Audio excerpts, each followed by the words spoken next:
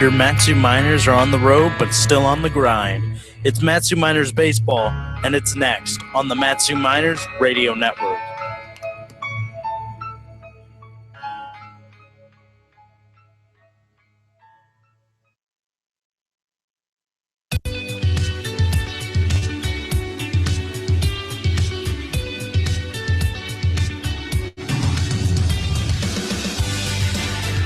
Welcome into the Miners pregame show, brought to you by Napa Auto Parts. Here's the voices of the Miners, Kevin Peel and Kyle Howard. The Matsu Miners and the Chugiak-Eagle River Chinooks have been tearing up the ABL so far in this early season. Just last night, the Chinooks had their 8-game winning streak snapped by the Glacier Pilots here at Lee Jordan Field as they fell 8-6. For the Miners, their pitching and timely base running and hitting have pushed them out to a 10-3 start. After 2 well-earned days off, the Miners take the 20-minute drive to Chugiak for the first of 6 crucial games against their division opponent, looking to push their overall record to 5-0 against the Chinooks on the season. Welcome on out to Lee Jordan Field at Loretta French Complex here in Chugiak, Alaska. You are tuned into the Napa Auto Parts pregame show on the Miners Radio Network. I'm Kevin Peel alongside my broadcast partner, Kyle Howard. It's a beautiful night for baseball as the stakes get increasingly higher for all members of the Alaska Baseball League. Kyle, while the Miners are coming off a loss on Monday at home to the Pilots, the Chinooks are coming off of a nice stretch for themselves, winning 8 straight games, with most of those coming on the road. While the Miners are 4-0 on the year against the Chinooks and 2-0 in ABL play, this is most certainly a different Chinooks team than when we last saw them. Yes, this is a team that's red hot. White hot, maybe you could even say that. They lost last night, a tough one late in the game. They lost an extra inning game to the Pilots last night, but a team that up until that point had not lost a game since they lost to the same Miners team a couple of weeks ago. So this is a team that's not prone to losing this year so far, and it's changed a little bit. Their dynamics a little bit. They're getting a little bit different. They weren't scoring a ton of runs when they're playing the Miners. Now they're getting guys on, getting over, and getting those runs in.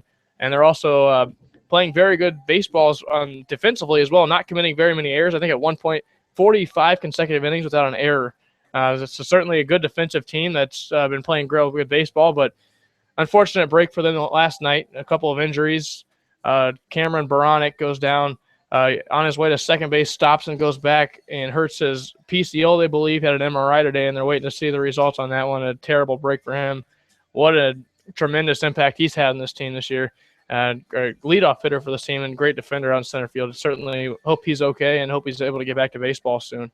But also last night, Tyler Boxwell came out with an injury as well, their catcher. So Andrew Mogg having to maybe catch a few more games now because of that. So injury depleted recently, but certainly hope those guys are able to get back there and get back to full strength. So it's a little better matchup for these teams, guys that are back to full strength. You want to see guys out there performing at their best every night. And especially early in the season, depth plays a little bigger role. With Boxwell going down, we'll see the impact of his injury and the extent of it, but losing depth this early in the season, never a good sign. And Cameron Baronic was one of those players as well that was always getting on base, always seemingly a really tough out, and one of those guys that the pitching staff had a difficult time facing, even though the Miners did a great job in those 4 games and the 2 games of ABL play of shutting down the Chinooks offense. He was still a guy that could reach base regardless of how well the Miners were pitching. Tonight, Calvin LeBrun takes the hill looking for win number 2 on the season for the Miners. He had an outstanding outing last Thursday against the Peninsula Oilers, yet got a no decision. His first outing saw him beating these same Chinooks at Herman Brothers Field. What adjustments may Calvin LeBrun have to make to keep up with a Chinooks lineup that has been hitting the ball very well lately? Honestly, absolutely nothing. He's been lights out in both of his starts so far this year. He's worked 14 2/3 innings, allowing 8 hits and just 1 run in both of his starts. So certainly getting it done. You don't need to go out there and make any adjustments despite the team. He's played the Chinooks again. There's maybe a little bit different team now, as you mentioned earlier, but also the Oilers, who at the time were playing very good baseball as well. They've kind of hit a rock, or I don't want to say rock bottom, but starting to hit a bump on the road there, and in Kenai as well at the moment. But at the time of coming in there playing good baseball, and he shut him down then as well. So I don't think he really needs to change much of anything tonight. Calvin LeBrun just needs to pitch his game. The final two pieces to the Matsu Miners roster were added Monday night as TCU's Zach Plunkett and Connor Wanhanen arrived safely in the last frontier. While we may not see Plunkett in action tonight, Wanhanen is being placed in a big role tonight, batting third and playing first base. What do you think we can expect from the Big 12 Freshman of the Year tonight, Kyle? You can expect a guy that is very patient at the plate and likes to put the ball in play. Seemingly every at bat, we saw him in batting practice today, hitting it all over the field, line drive after line drive. He may not bring the most pop on the team, but he drove in 40 runs this past season at TCU, and what a run they had in the College World Series. Again, Plunkett getting here just from there as well. So you add two nice players to the mix, and Connor Wanhanen playing first base now too. So a little bit of a mix there at first base for a while is Zellner and Hunter Simmons. Now it'll be a third guy in the mix there that'll we'll see how he likes to shape it out tonight. But I expect good things from Wanhanen. I believe we should expect a lot from him. And now we see, as maybe the Chinooks are losing a bit of depth at catcher, the Miners are going in the opposite direction. They now have three guys that can catch any given night in Diorio, Hancock, and Plunkett. Really important to this team as they go forward. We're almost set for baseball between the Miners and the Chinooks. Still to come on the Napa Auto Parts pregame show. We will have the starting batting orders and defensive linemen for you. But first, after the break, the pregame profile for tonight's matchup is with Jake Schleppenbach. Keep it locked right here. You are listening to Miners Baseball on the Matsu Miners Radio Network.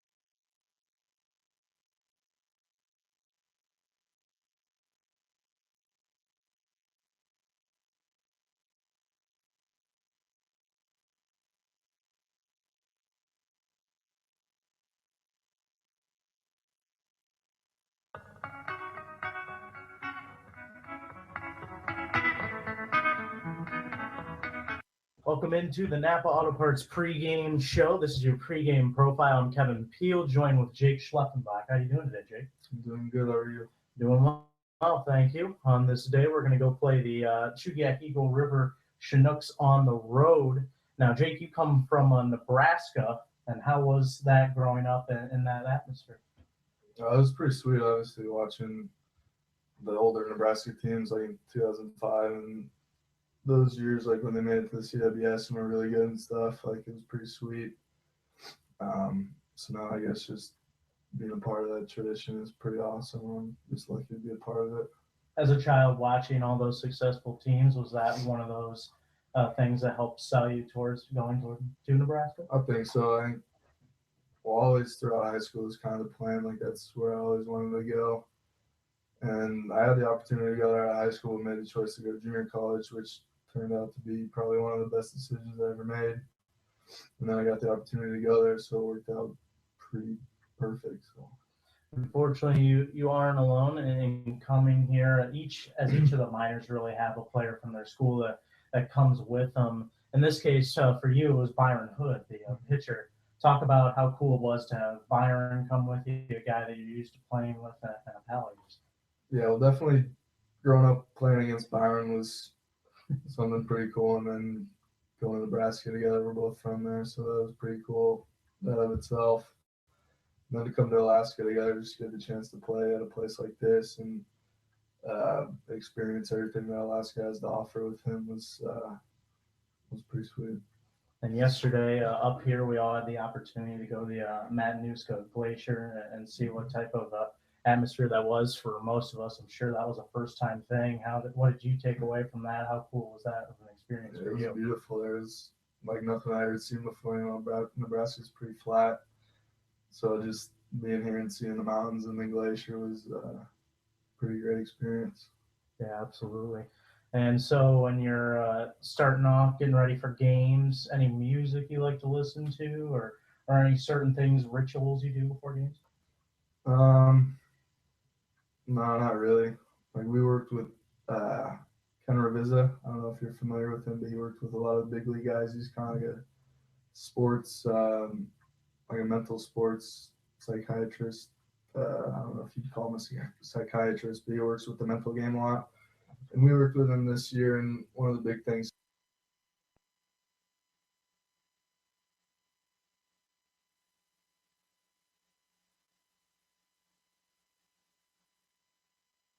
he emphasized was visualization, especially before games, just seeing yourself be successful and be comfortable in game situations. And I think that's probably the main thing I took from his lessons or just working with him, and I've carried it over to here. And it's just kind of a big part of my game. So just visualizing myself being successful during the games and stuff like that before the games, I think has helped me a lot. Of course. And tonight, once again, playing the Chinooks, who have been playing good ball lately. What do the miners need to do, you think, specifically tonight to get a W on the road? We've been pitching really good all season, so that's probably the biggest key to our success so far. We didn't take care of the ball very well our last home game, so I think having good defense will be a big part of getting the win tonight. Of course. Jake, thank you very much. Thank you. This has been the pregame profile with Jake Schleppenbach. Stay tuned. We'll be right back with your starting lineups right here on the Napa Auto Parts pregame show on the Miners Radio Network.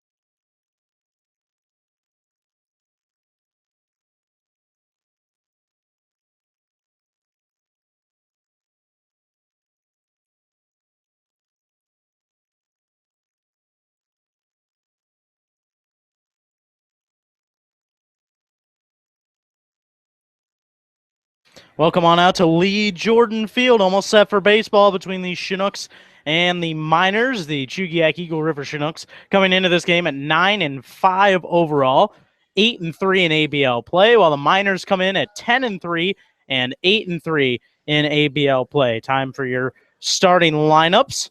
And so for the Miners batting today, it will be Brick Paskowitz leading off and playing right field. Alex Caruso will be batting second and playing center. Connor Wanhanen will bat third and play first base. Matt Diorio going to DH tonight and bat fourth. Niles Nygaard will bat fifth and play third. Vance Vizcaíno will play left and bat sixth. J.J. Hancock will catch and bat seventh. Tyler Wolf will play shortstop and bat eighth. And Caleb Wood will bat ninth and play second base as Brick Paskowitz steps to the plate. We'll get you the defensive line alignment for the Chinooks. Caleb Potter will be out in left field. David Morton will be in center.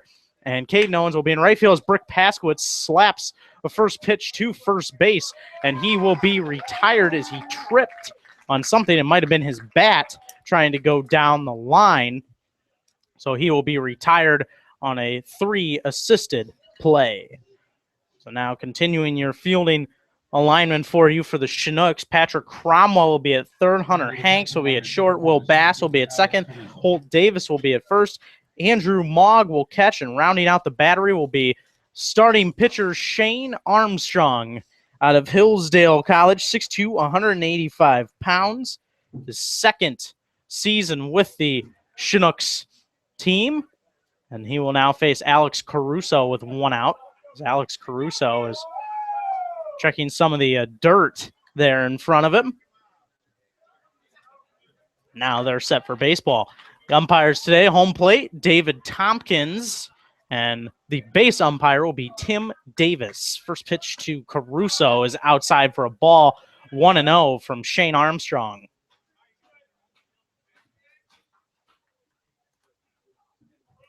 Wanhanen on deck as Caruso takes another ball outside, 2-0, the count on Alex Caruso. For the start of the year, he's having a .429 batting average for the first 12 games. That's a strike. 2-1 now, the count. Armstrong on the year, pitching in his fourth game, started 4 2/3 innings pitched, has given up 3 hits, 3 walks, 4 strikeouts, but no ERA.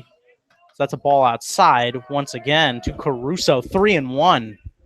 So Shane Armstrong looking to go get a long start here. The Chinooks bats have been good for them in this recent 8-game winning streak, which has ended last night, and that is a ball, and Alex Caruso will take a walk on 5 pitches and head on down to first base. It's the 10th walk he's worked this year, so certainly as a leadoff hitter doing exactly what you want. Their 13th game now already has 10 walks on the year.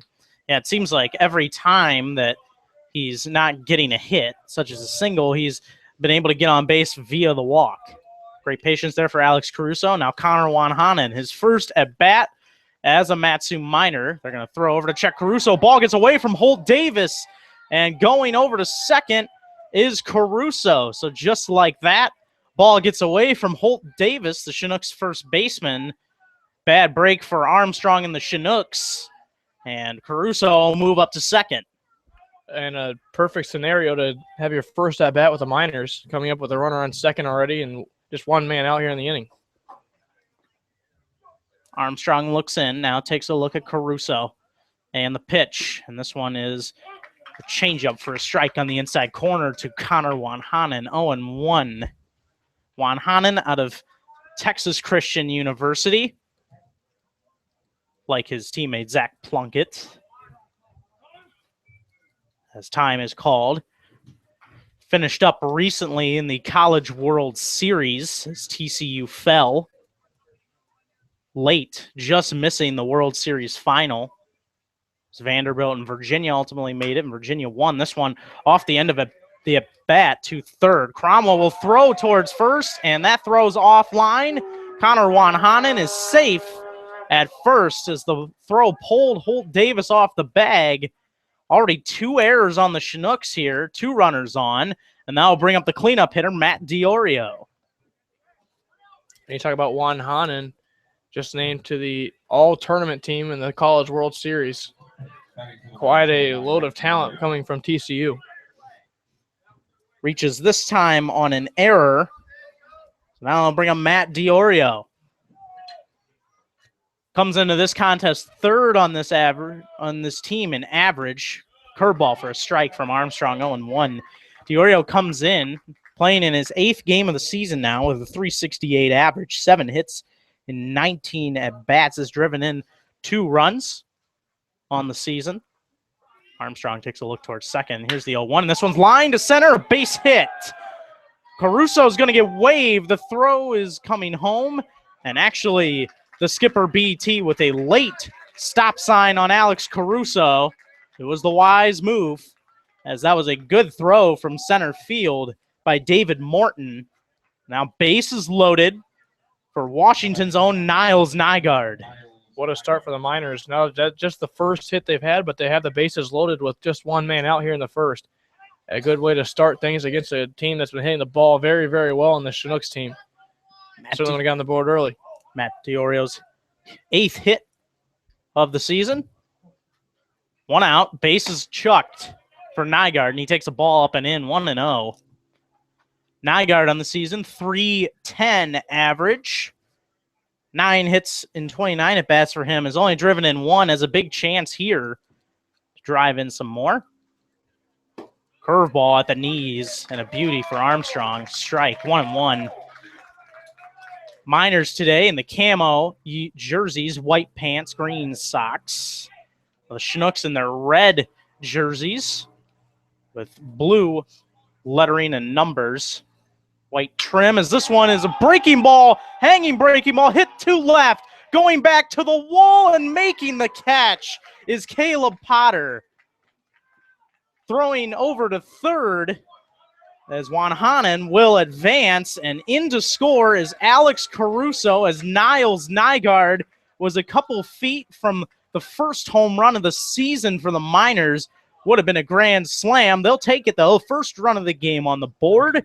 Miners lead at 1-0 here in the top of the first. So, yeah, you'll certainly take it, but boy, did he just miss that one. It looked good off the bat, and it stayed good until the very end. It catch at the warning track, but that placed the first run. The ball is carrying pretty well today, as curveball for a strike to Vizcaino, 0-1. Wind blowing to straightaway center field, but that's pretty much helping any ball get out of the park today, and that one was a high, deep drive fouled away by Vizcaino. He falls behind now in the count, 0-2. So Shane Armstrong does dodge a huge bullet, but a run does come in to score. Because that's Brick Paskowitz coming in. Or excuse me, Alex Caruso. Juan Hanen moved up to third. Still at first is Matt Diorio. So runners on the corners. Now 0-2 count on Vance Vizcaino. 2 outs here in the top of the first. Righty Armstrong versus the lefty Vizcaino. 0-2 pitch, and that one's in the dirt for a ball. Mogg scoops it nicely as Matt Diorio will get a stolen base. His first of the year. Now 2 runners in scoring position for Vance Vizcaino. .298 average coming in, playing his 14th game, has 7 RBIs, which is second on the team behind Alex Caruso, who has 9. Fastball chopped towards the mound, and Armstrong boots it, still could have a play, and he got him by a half a step. So fortunately for Armstrong, went off his leg, but still towards first base. So he was able to make the flip on to get the out. So the Miners load the bases with 1 out. They get 1 run in on the Niles Nygaard sac fly to left. We head to the bottom of the first. Miners on the board, 1-0 with the Chinooks coming to bat on your home for Miners baseball.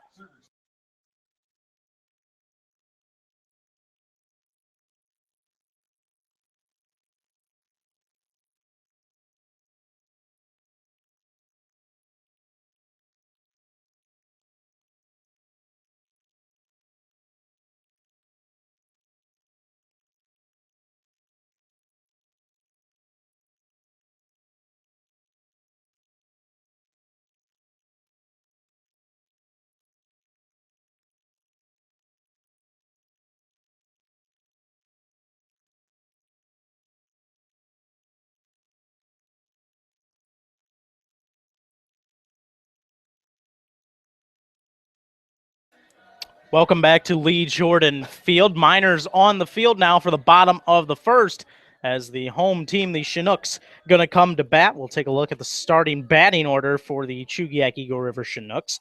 Batting first and playing second tonight will be Will Bass. Batting second and playing DH will be Matthew Ferruto. Batting third and catching will be Andrew Mogg. Batting fourth and playing right field, Caden Owens. Batting fifth and playing first is Holt Davis. Batting sixth and playing left field, Caleb Potter. Batting seventh and playing center, David Morton. Batting eighth and playing short, Hunter Hanks. And batting ninth and playing third base is Patrick Cromwell. Against starting pitcher for the Matsu Miners, Calvin LeBrun. We'll get his numbers in just a second. So you take a look around the field for the Miners. In left will be Vance Vizcaino. In center, Alex Caruso. In right, Brick Paskowitz.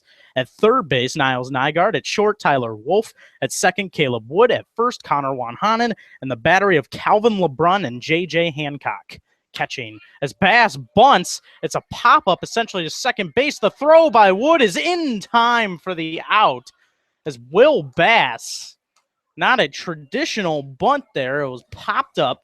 Went past Calvin LeBrun, who was going to make a move towards it, but essentially right to the positioning of Caleb Wood, and so he made the throw to get Bass by a half a step. One gone on one pitch in the bottom of the first. So Calvin LeBrun comes in on the year with a 1-0 record, a .61 ERA, part of that just unbelievable earned run average that the Miners have had of 1.13 team ERA on the season, as that's a ball to Matthew Ferruto, 1-0. LeBrun making his third start. He's pitched 14 2/3, giving up 8 hits, 1 run. It was earned, 1 walk, 12 strikeouts. How about that for a strikeout to walk ratio, as that is a curveball for a strike from LeBrun, 1-1. Miners southpaw has been wheeling and dealing so far, just like all this starting rotation. And the bullpen has been stout too. 1-1. Same pitch at the knees on the outside corner for a strike. LeBrun way ahead in the count, 1-2. Calvin LeBrun out of Gonzaga features 3 pitches, fastball, slider, and a changeup. 1-2. That one missed outside for a ball. 2-2. The count. That was the fastball that time from LeBrun. Been a nice, sunny, pleasant day here in Chugiak and in Palmer before we took the short 20-minute trip down the Glen Highway, as that is fouled away by Ferruto. Full count, 3-2. Like the game time weather for today is 73 degrees. And mostly sunny conditions. There are some clouds out there, and that gentle breeze blowing out towards center. 2-2 pitch from LeBrun is up and away. Fill up the count, 3-2. Though something to keep in mind, it's actually drizzle right now in Anchorage. Of course, 20 miles south or so of here. That could be something to play in, although it looks nice here as Ferruto will take a ball. And Calvin LeBrun and J.J. Hancock both wanted him to appeal down to base umpire Tim Davis, who said that he did check his swing properly. So Ferruto is walked. And so now with 1 out, base runner on, Chinooks trailing 1-0, and that will bring up Andrew Mogg. Throw over to check the runner.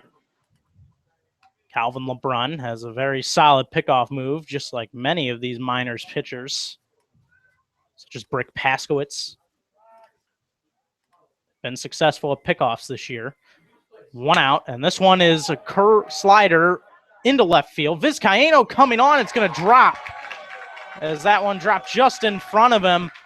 Ball hung up there a little bit. Looked like it was going to travel farther, but instead started coming down quickly on Vizcaino. First hit of the game for the Chinooks. And now they have 2 men on of their own in the bottom of the first inning, and that will bring up Caden Owens.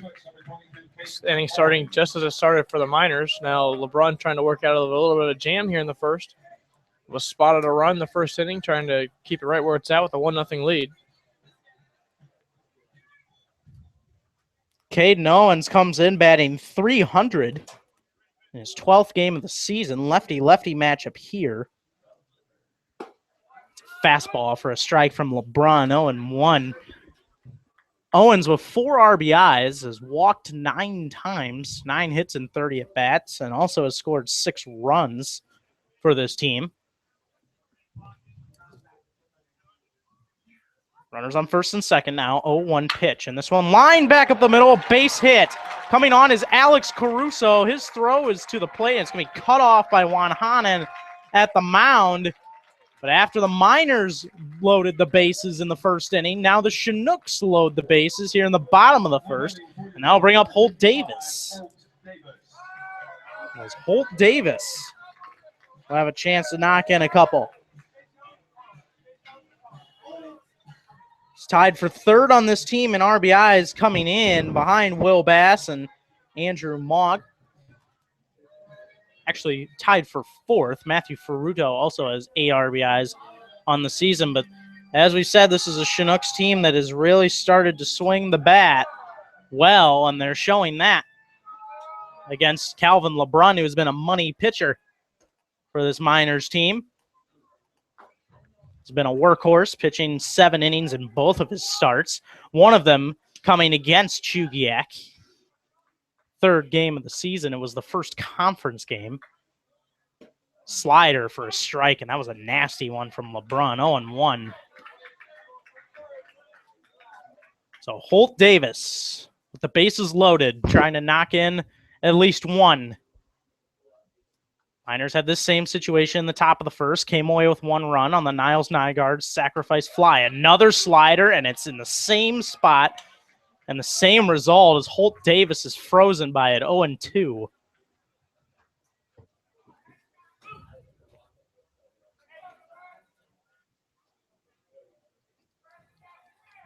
Ferruto on third, Mogg on second.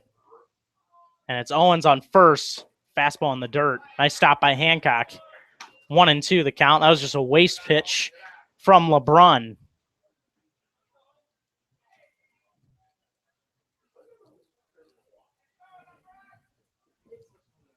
LeBron takes a long look in. Now look towards third. He's ready.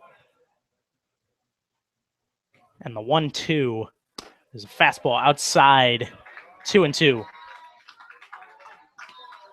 Really the most dangerous situation we've probably seen Calvin LeBron in all season. His bases loaded jam. But every situation that he has faced this year, he's been able to come out essentially unscathed. Just the 1 earned run in 14 2/3 innings. Swing and a miss. He got him with the fastball as that one was up and away. Holt Davis, it was a good pitch to swing at, but just a fantastic placement. Great velocity behind that one for LeBron. Gets a big out, and now 2 outs. That will bring up Caleb Potter, the left fielder. Big out for Calvin LeBron. First pitch to Potter is a fastball in the inside corner for a strike. 0-1. Caleb Potter out of West Virginia University, 6'3", 210 pounds. Comes from Mentor, Ohio. So that's a slider up and away from LeBron, 1-1. They finished this past season in the Big 12 Conference, the same conference as many of these Miners, including that of Connor Wanhanen, who was the Big 12 Freshman of the Year. Swing and a miss. Fastball up and in. And got him to swing at that one, 1-2. This was a West Virginia team that finished 27-27 in all on the season. 1-2 now. LeBron way ahead, trying to keep the lead and worked out of a bases loaded 1-out jam. Sliders tapped foul. Nice pitch there to fight off by Caleb Potter as LeBron was going for the strikeout pitch. It's a slider that was away from him, and he tapped it foul. Now a forced inning base here with 2 men out, and now LeBron also 1 pitch out of the getting out of this inning with no runs scored. 1-2. just missed. Potter almost offered at it, but Tim Davis, the base umpire, says he did not. There's a slight motion for the swing from Potter, but not much. 2-2. LeBron ready. 2-2 pitch. Sliders popped up into short center field. Coming on to make the catch is Caleb Wood. He had his center fielder Alex Caruso right behind him as the Miners work themselves out of a big jam. Calvin LeBron gets it done. We head to the second here in Chugiak with the Miners ahead 1-0. This is the Matsu Miners Radio Network.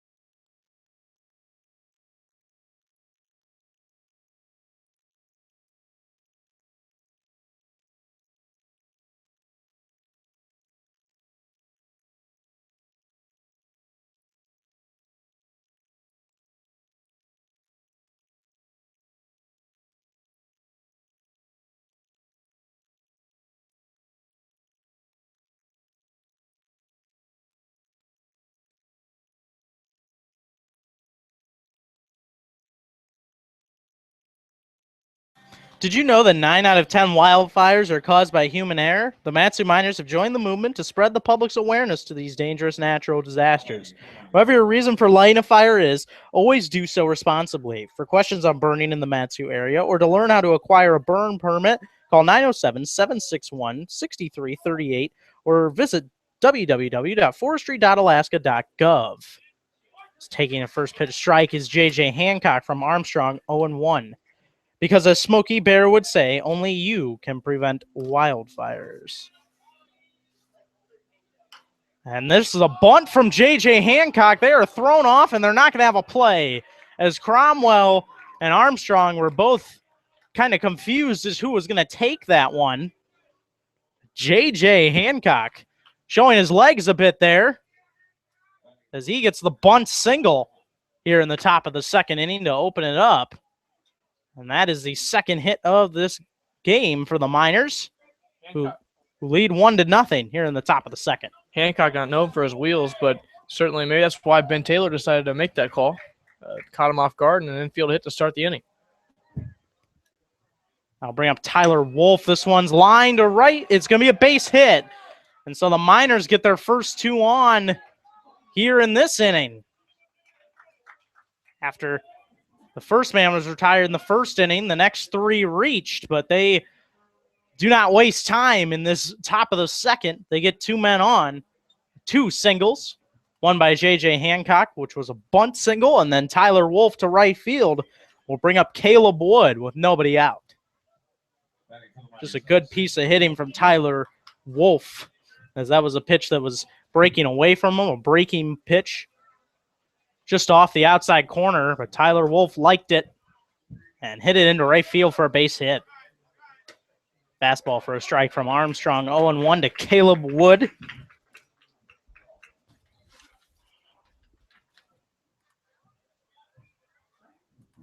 Caleb Wood, 5'10", 170-pound junior out of Gonzaga. And Surprise, Arizona, his hometown, as that pitch misses inside to him, 1-1.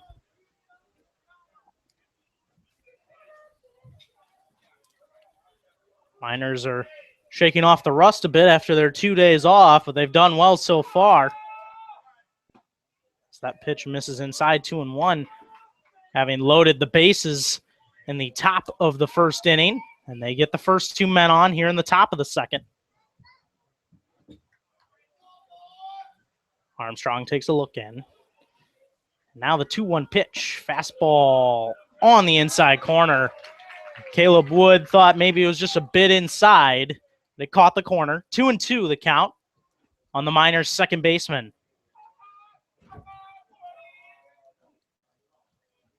Armstrong takes 2 looks towards second. Now the 2-2 way up high and inside. Full count. Great effort there by Andrew Mogg.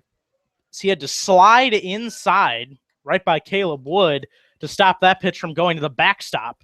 So it's a fastball that got away from Armstrong just a tad. 3-2. That one inside, it drills him. Caleb Wood will take his base, but the hard way is that one hit him in the shoulder. 2 fastballs in a row get away from Shane Armstrong. Now the base is loaded again. Nobody out this time, and that'll bring up Brick Paskowitz, the top of the order for the Miners. Things certainly not starting the way of Shane Armstrong tonight. Had the bases loaded in the first, now the bases loaded here in the second, and now the top of the order for Brick Paskowitz. Paskowitz 0 for 1 with a ground out to first in his first at bat. Now 3 hits for the Miners. That's a curveball taken low for a ball, 1-0. Good take from Paskowitz. It didn't miss by much, just below the knees. Caruso looming on deck. 1-0 is lined back up the middle. It's a base hit. One's going to score. Coming around third is Tyler Wolf. He will score. And the Miners take a 3-0 lead here early in this contest against the Chinooks on a 2-run single by Brick Paskowitz. Clutch hit as that one went right past Shane Armstrong. Right back up the middle. Still nobody out. 2 runners on. And now we'll bring up Alex Caruso. Nice piece of hitting there to drive the run in, and still more of a jam coming for Shane Armstrong. Still has runners on first and second, nobody out. 2 runs already home. The Miners have a nice 3-0 lead to start. Fastball for a strike at the knees, 0-1. Miners seemingly taking a page out of the Chinooks book, scoring some runs. And in this case, very early on in this contest. 3-0 here in the top of the second.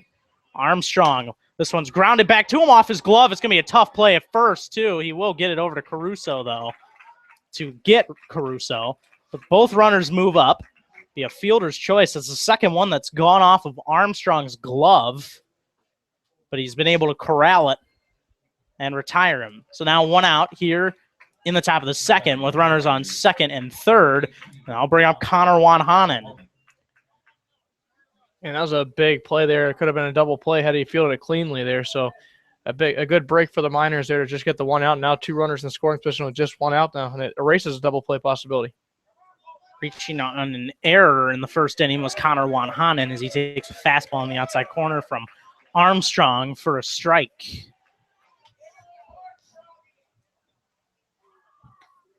Connor Wanhanen, 6'2", 195 pounds, out of Flower Mound, Texas. 0-1, just missed. 1-1. Armstrong having to battle hard in this inning. Pitch count starting to get up there a little bit. Paskowitz at second, and it's Caleb Wood at third. 1-1 pitch, and that one misses outside. Andrew Mogg has to slide to make sure that fastball didn't get away from him. 2-1. It's the third pitch in this inning that Armstrong with his fastball has seemingly gotten away from him badly. Takes a look towards second now. The 2-1 curveball. It was a hanging one, and it was fouled off by Wanhanen. A little bit out in front of that last curveball there. If he had waited maybe a tad longer, he would have drove it into right field.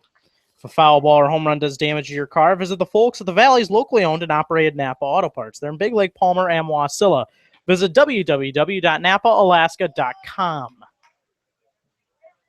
2-2 the count now on the Miners' first baseman. Swing and a miss. Might have taken a little something off that one as Armstrong, and he gets a big strikeout. It's Wanhanen. We'll head back to the dugout. 2 outs. Still 2 runners in scoring position, and now it's Matt Diorio, the batter. Diorio reached in the first inning, a single.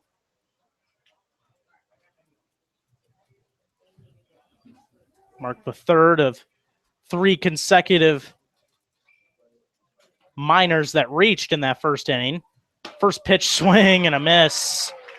Threw that one past him.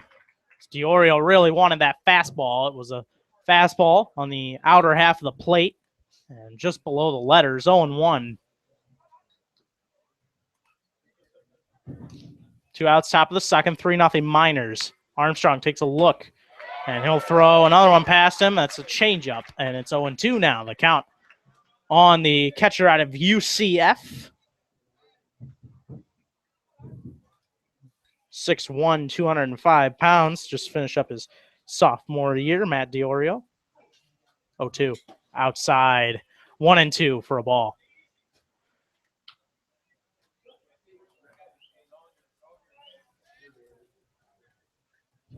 Niles Nygaard and Brick Paskowitz have registered the RBIs so far in this game for the Miners. Niles Nygaard with the sac fly. Brick Paskowitz with the 2-run single. 1-2. Outside for a ball. 2-2. Mogg was setting up inside, and Armstrong missed outside with another fastball. But when he's been on, that fastball has been good today. When he's been able to keep control of it. 2-2. Curveball outside. Fill up the count. 3-2. As Paskowitz should be going at second. Caleb Wood at third. Armstrong takes a look. Curveball grounded to second. Should be an easy play for Will Bass. He'll throw over to retire the side. So it could have been worse for Armstrong, but he does give up 2 more, as it is an RBI single by Brick Paskowitz that plates 2 Miners. We head to the bottom of the second with the Miners up 3-0 on your home for Miners baseball.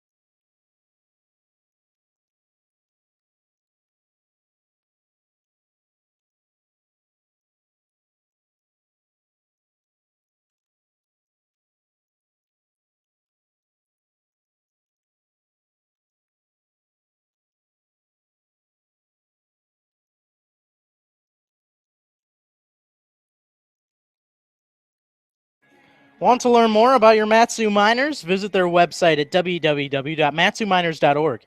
Provides you with schedules, stats, rosters, upcoming events, and more. MatsuMiners.org, the official website of the Matsu Miners. They head into the bottom of the second with a 3-0 lead over the Chinooks. And now David Martin, Hunter Hanks, and Patrick Cromwell, the last 3 of the order, due up for the Chinooks. As they were able to load the bases with only 1 out last inning, but Calvin LeBrun slammed the door and allowed no runs. Fastball for a strike on the outside corner, 0-1. Already 2 hits allowed by Calvin LeBrun, but able to get them off the base pass. And that's a called strike. 0-2. David Martin playing in his 7th game. 4 hits and 19 at-bats. Has driven in 2 RBIs. 0-2 pitch. And that one way outside, 1-2. Ball gets away from Hancock a little bit. He was trying to get it back to LeBrun. 1-2. This is a big spot for the Chinooks team tonight. One that we'll really be watching for, as David Morton playing in place of the injured Cameron Baranek, knee injury. So there's a curveball. This one lined towards right, and Brick Paskowitz is going to go gently over to his left, and behind him to make the catch. 1 out here in the bottom of the second with the Miners up 3-0. Good pitch by LeBron just to get him to chase that one a little bit out of the zone. And Pasco's able to make an easy play out in right field despite the sun right in his face right now. The way the sun's sitting behind home plate, a tough play for Pasco to make despite looking routine. Bring up Hunter Hanks. Shortstop missing outside to him is LeBron 1-0. 1-0 for 4 with a strikeout in last night's contest against the Pilots.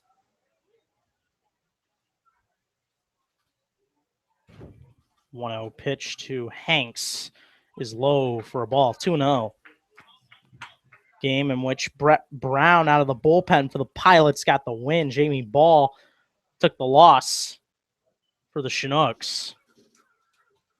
2-0, and this one's popped up into foul ground. Coming over quickly is Juan Hanen. Will he have room? He will not, as that will get out of play and foul. 2-1. The count on the Chinook shortstop.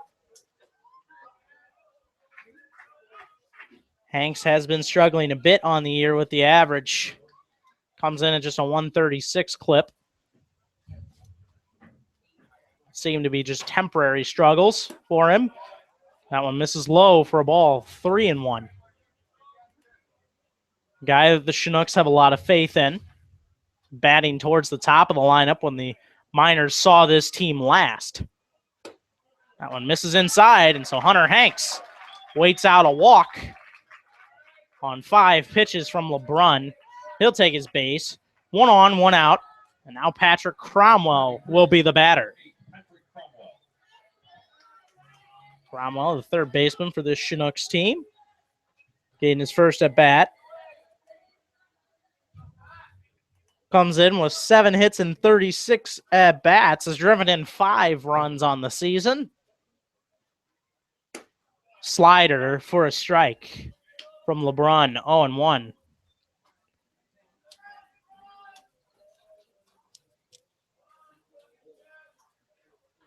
LeBron takes a look towards first. Hanks could be a threat to steal over there. Has 1 on the season.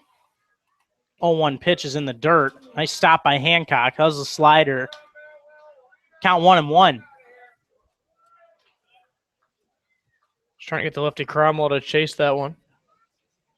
Nice slider, though, but just a bit outside by LeBron. Still double play in order right here with 1 man out, though. That's exactly what he's trying to get with the ground ball with the slider outside. And that's a slider for a strike. That one at the knees on the outside corner to Cromwell. 1-2.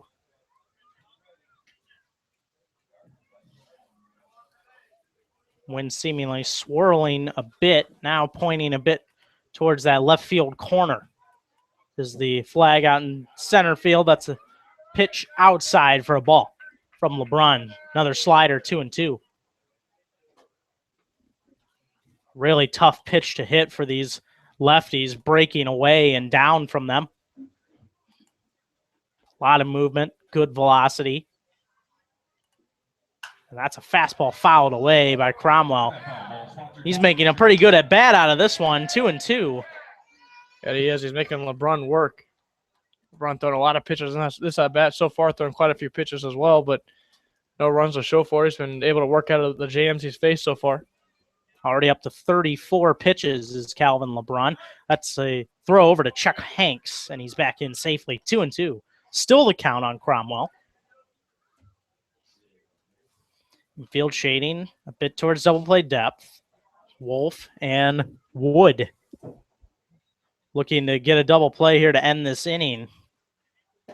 And fastball on the corner. That's strike 3 for Cromwell. He might have been expecting another one of those sliders. Instead, he got a fastball. It was on the outside corner, and it stayed right there for strike number 3 for LeBron. And out is Cromwell. Now back to the top of the order with 2 outs. It's Will Bass. Will Bass grounded out back in the first inning. 0-1. Hanks still on first. 3-0 Miners. Bottom of the second inning. And taking off is Hanks. The throw down from Hancock is always safe. Looked like it was in time. Calvin LeBrun not happy about that. Neither is the one who made a great throw, J.J. Hancock. But it was a good slide by Hanks. He was pretty well able to avoid Wolf. I think that's why the base umpire, Tim Davis, ruled him safe. A good slide by Hanks. Good throw, though. But Hanks did have a pretty good jump there. So that one's fouled out of play. Bass behind in the count, 0-2. Bass comes in at 250. Not quite the average he would want. 11 hits in his 44 at-bats, but definitely a threat to be a 300 hitter on this lineup. 6 stolen bases on the season show you the speed that he has, and the slider got him for strike 3. So Calvin LeBrun does walk one, but gets out of it with no damage done as we head to the third here at Lee Jordan Field in Chugiak with the Miners ahead 3-0. This is your home for Miners baseball.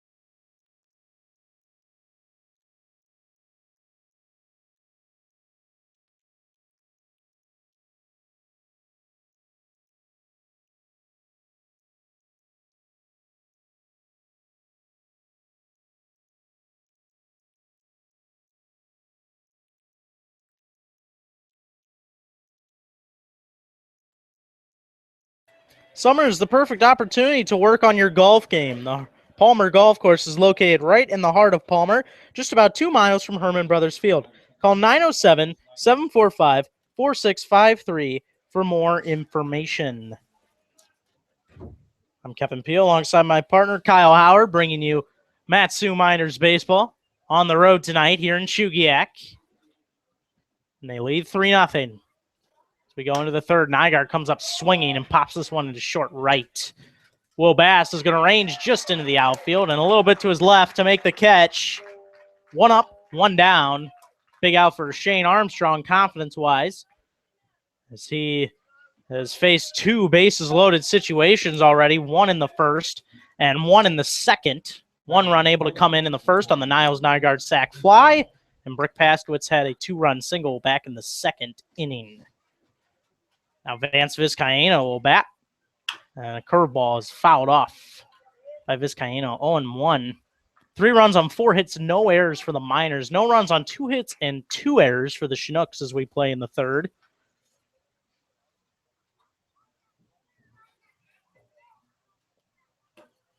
Fastball from Armstrong's low for a ball. 1-1.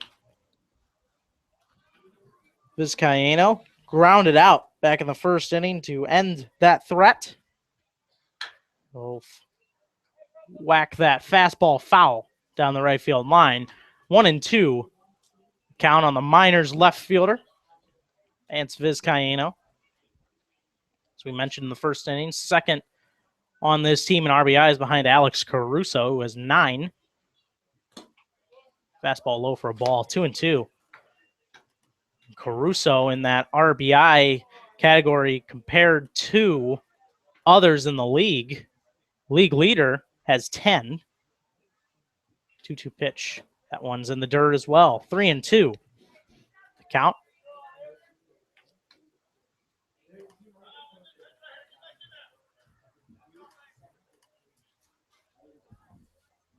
Full count pitch on the way to Vizcaino. It's a curveball fouled off.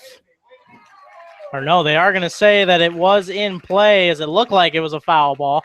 Vizcaino was running the whole way. And he's retired for out number 2. And so the inning will be up to J.J. Hancock. Hancock's got it all started last inning. Got a single to start the inning on an infield bunt hit down the third base line. Would come around to score the first run of that inning, at least. It was the second run for the game for the Miners. And this one grounded towards first. Flip to get him at first as Davis flips to Armstrong, and the Miners go 1, 2, 3 here in the top of the third. We head to the bottom of the third with the Miners up 3-0 on the Miners Radio Network.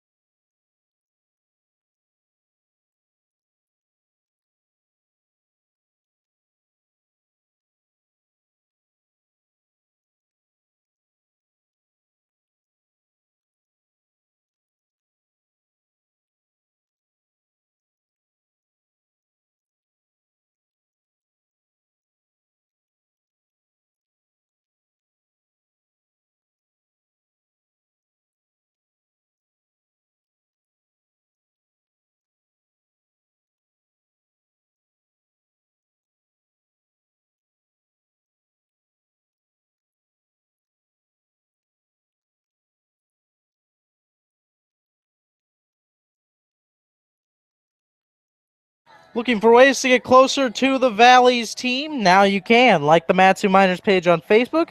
You can also follow them on Twitter at ABL Miners. Get more connected with your Miners today. And so we head to the bottom of the third with the Miners ahead 3-0. Calvin LeBrun will go back to the hill. Has inherited base runners in both innings, but got himself out of a bases-loaded jam in the top of the first, or the bottom of the first, and then did give up a walk in the second, but was able to get the Chinooks out in 4 batters. And so now the batters he will face will be 2, 3, and 4 in the order, with Matthew Ferruto leading it off. And that's a fastball on the outside corner for a strike. 0-1. Matthew Ferruto, one of these players that we've seen really take off in the hot stretch for the Chinooks. Reached on a walk back in the first inning off of LeBron, and he takes the ball outside 1-1. Getting that average up to 323. Came in with 10 hits and 31 at bats. It's not really far behind the RBI leaders. He has 8 on the season. Missing outside for a ball 2-1, but a guy that's taken over as a solid number 2 hitter for this team. Actually hit 3rd the other night in their loss. That is a fastball for a strike. 2-2.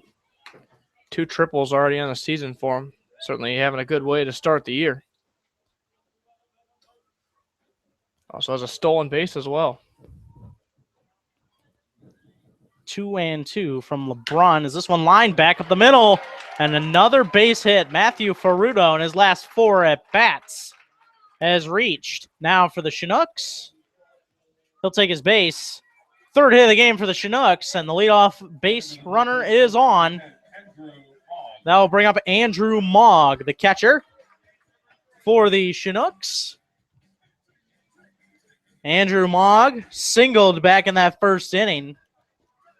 He's one of these players that leads the league in home runs with 2. He's tied with Stefan Trosclair of the Bucks. This one's popped up into left field. Vance Vizcaino ranging ever so slightly to his left to make the catch. So the dangerous Andrew Mogg retired just like that. 1 gone here in the bottom of the third with the Miners up 3-0.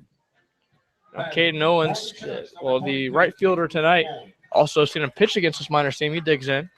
He singled also back in the first inning. Yeah, he's a guy that brings a lot of versatility to the Chinooks team with that pitching ability. He's pitched effective innings, but also has a very good bat. Has a strike 0-1. And Owens pinch hit. It was a pinch runner, excuse me. And had 2 hits as well, just like Matthew Ferruto did in their 8-6 loss. So Ferruto and Owens definitely were doing their jobs. As this one's popped up into foul ground. J.J. Hancock was going to call off Nygaard, but he was the one ranging over easily to make the catch right by the Chinooks dugout. So 2 gone just like that after the Ferruto single. Now bring up Holt Davis. Nice pitch after settling down here a little bit for LeBrun. LeBrun allowing the first base hit there. And now it gets Maul going to fly out to the left, and a pop-up hit softly by Caden Owens. Now just another batter away from getting out of the inning potentially. He struck out swinging with the bases loaded back in the first.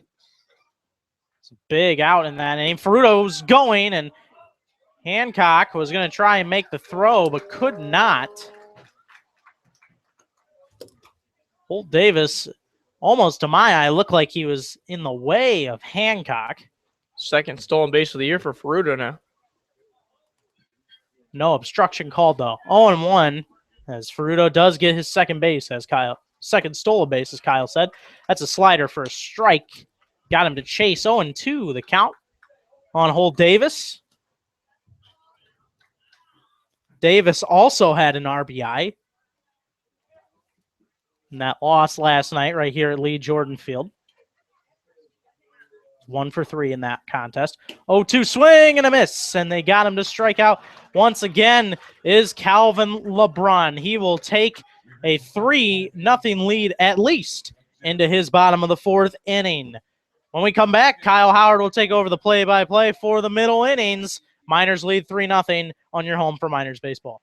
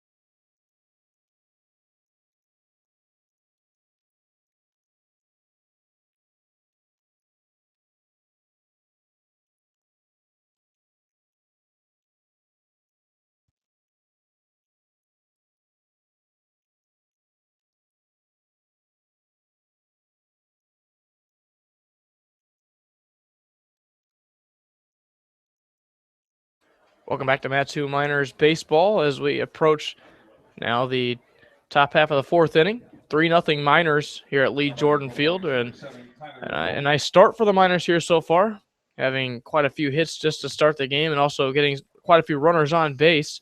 4 hits already for them and 3 runs across. First pitch, a fastball, a 4-seam fastball on the outer edge to Tyler Wolf. He takes a strike today.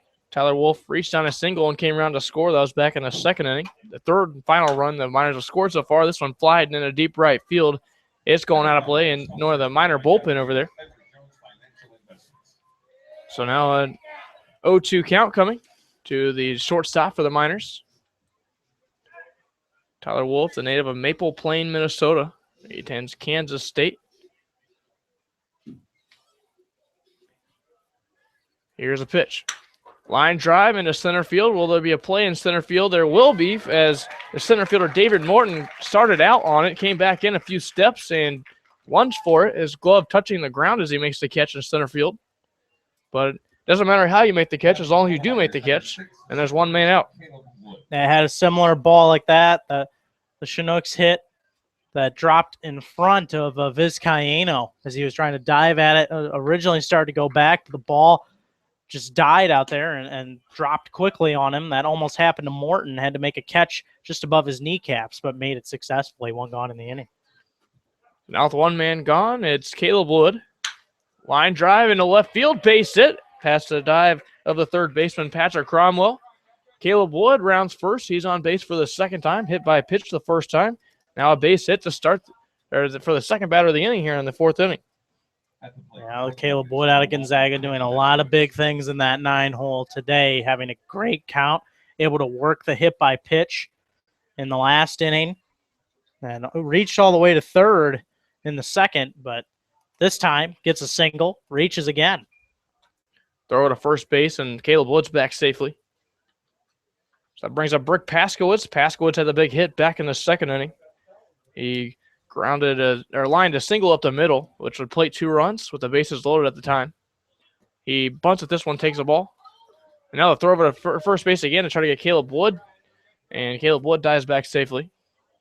Yeah, Wood that time was taking an extra step or two towards that second base bag. Holt Davis didn't look particularly ready for the throw from Mogg. An alert play from Mogg. He saw Caleb Wood cheating a bit towards second. So now the 1-0 count is looked at from a change-up at the knees, but just takes it a little bit low. So now 2-0 count to Brick Paskowitz. The infield at double play depth, the outfield straight away. And a beautiful night for baseball here in Chugiak between the Miners and the Chinooks. Change up taking low again. It'll be a 3-0 count on Brick Paskowitz. Miners up at 3-0 here, trying to play add-on again. Calvin LeBrun has worked a scoreless first 3 innings. Here's a pitch. Fastball gets the outside edge. It's a 3-1 count. But Calvin LeBrun so far allowed just 1 run this entire season. That's getting it done, I tell you what. And now 17 2/3 innings pitched as well. Here's the pitch from Shane Armstrong as a changeup inside. That's ball 4. On to first base goes Brick Paskowitz for the second time. So now with 1 out here in the top of the 4th inning, the Miners might have something started. Now when you look at Miners hitters, he's almost the one that's due of anyone, as he took a walk on the first base and fielder's choice. But Caruso has been one of those guys that's gotten at least a hit a game, it seems like, to start off. And a very good candidate to be in that number 2 hole ahead of your powerful hitters. As he takes a first pitch low the knees on a curveball for a ball. 1 ball, no strikes, and Caruso certainly could do that. He's looking to do just that now here. Curveball again inside, and it misses. 2 balls and no strikes. And Caruso with a great start to the year. He's at a 428 clip for the season coming into it. 0 for 1 officially, but certainly did get it reach base in the first inning. Came around to score as he takes another ball low. 3 balls, no strikes to him now, but Caruso certainly could turn in any pitch at any moment and put one in the gap anywhere. He's got a lot of speed as well, so certainly someone you'd like to keep off the base pass. Shane Armstrong comes set, ready now with the 3-0 pitch. Here it comes. That's a ball way outside, and on to first base with a second issued walk today is Caruso. And the bases will be loaded now for the newly arrived Connor Wanhanen. Chinooks bullpen going to start to get going here, as they're going to have a meeting, and they need to. Armstrong really struggling to hit the strike zone right now. We've seen the issue with the fastball, maybe not able to quite get it all the way around to get it to the plate, as he's going to come out, Kyle. So we're going to have a new pitcher. So we'll let you know who that might be in just a moment. We'll come back with Matsu Miners baseball with the bases loaded and nobody out. Make that 1 out, excuse me. Here in the top of the 4th inning, listen to Matsu Miners baseball on the Matsu Miners Radio Network.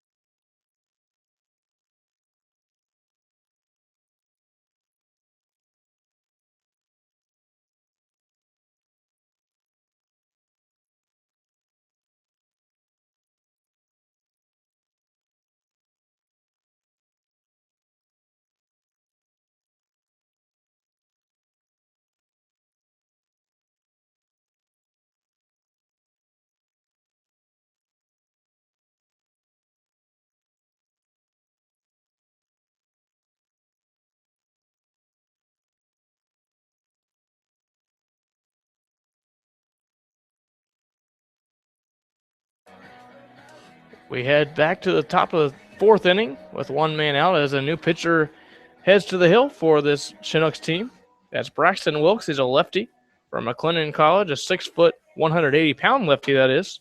Also plays the field for this team as well. He's batted a few times, and as a hitter this year at McLennan Community College, hit .336 with a homer and 22 knocked in. But this year, doing on the hill tonight also. Final line on Armstrong, 3 1/3 innings, 5 hits, 3 runs, 2 of those earned, walked 3 and struck out 2. Faced 20 batters. As he does work here now to Connor Wanhanen. First pitch low for a ball. Armstrong's ERA going to go up a little bit here. Has given up 3 runs and all the base runners he is responsible for. That he is, as Wilkes comes set and ready with the 1-0 pitch to Wanhanen. It's a curveball low. It'll be a 2-0 count now. This year in 9 2/3 innings of relief, he's worked 4 games, has pitched very, very well. He's 1-0 on the year, has saved 2 games as well as not allowed a run, as while allowing 2 hits, striking out 8 and walking 2. So if you're talking about a go-to guy, this is a guy you want in a jam. Curveball again, this time catches the outer edge. That'll be a 2-1 count on the lefty Wanhanen. It's a lefty and lefty matchup here with the bases loaded. Double play depth on the infield. We'll see if they allow the run should the ball be hit on the ground. Outfield straight away. Here's the pitch. Ground ball up the middle of the second base. They'll flip on to second one, on to first, and out at first base, but that will end the inning. So exactly what this team was looking for. A 4-6-3 double play to end the inning. Connor Wanhanen unable to cash in the run, unfortunately, for the Miners. As we head to the bottom half of the fourth inning, it's 3-0 Miners. The Chinooks will try to catch back up against Calvin LeBron, who's been good tonight. Listen to Matsu Miners Baseball on the Matsu Miners Radio Network.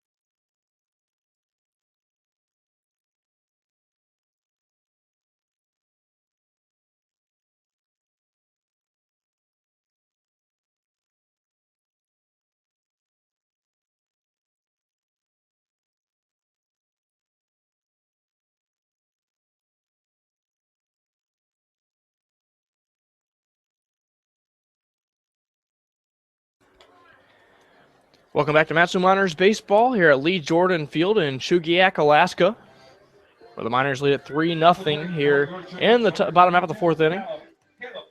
It'll be Caleb Potter doing things here to start the inning. He popped out to the second baseman Schleppenbach in short right field his first time up. But a good outing so far for the lefty Calvin LeBron. So LeBron ready with the first pitch. It's a fastball upstairs, misses. It'll be a 1-0 count, but so far, Calvin LeBron, 3 innings, 3 hits, 4 strikeouts, and 2 walks. Pitching very, very well. Here's a ground ball to the second baseman. Should be an easy play. On to first base goes the throw from Caleb Wood. So that's just like that. One man out very quickly for Calvin LeBron. The only thing that really maybe hasn't been as good so far for Calvin LeBron is the Chinooks have been able to get some pretty good at-bats against him in terms of making him really earn the out. And, of course, the bases loaded jam as well in that inning. So, otherwise, though, it's been pretty good. First pitch taken low. So it'll be a 1-0 count, or excuse me, take it to the knees. It'll be an 0-1 count. Swing and a miss. It'll be a 1-1 count, or 0-2 count, excuse me. Check that.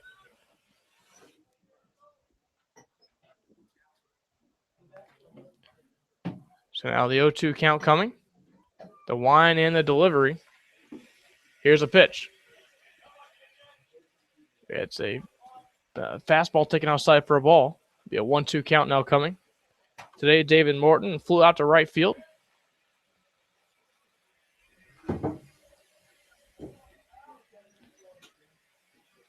Here's the wind and the 1-2 from Calvin LeBron. He looks home and delivers.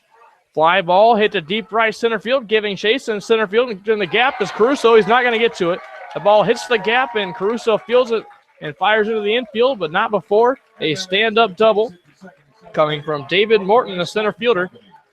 And now a runner in scoring position with just one out for the Chinooks team. And that's the type of production that they wanted to get out of David Morton. It's a big hit in place of Cameron Baronic this time and gives this Chinooks team a chance to get on the board. Now down still 3-0 here in the bottom of the fourth. And now it'll be Hunter Hanks, the shortstop. He walked his first time up and also stole second base. Fastball from LeBron taken upstairs.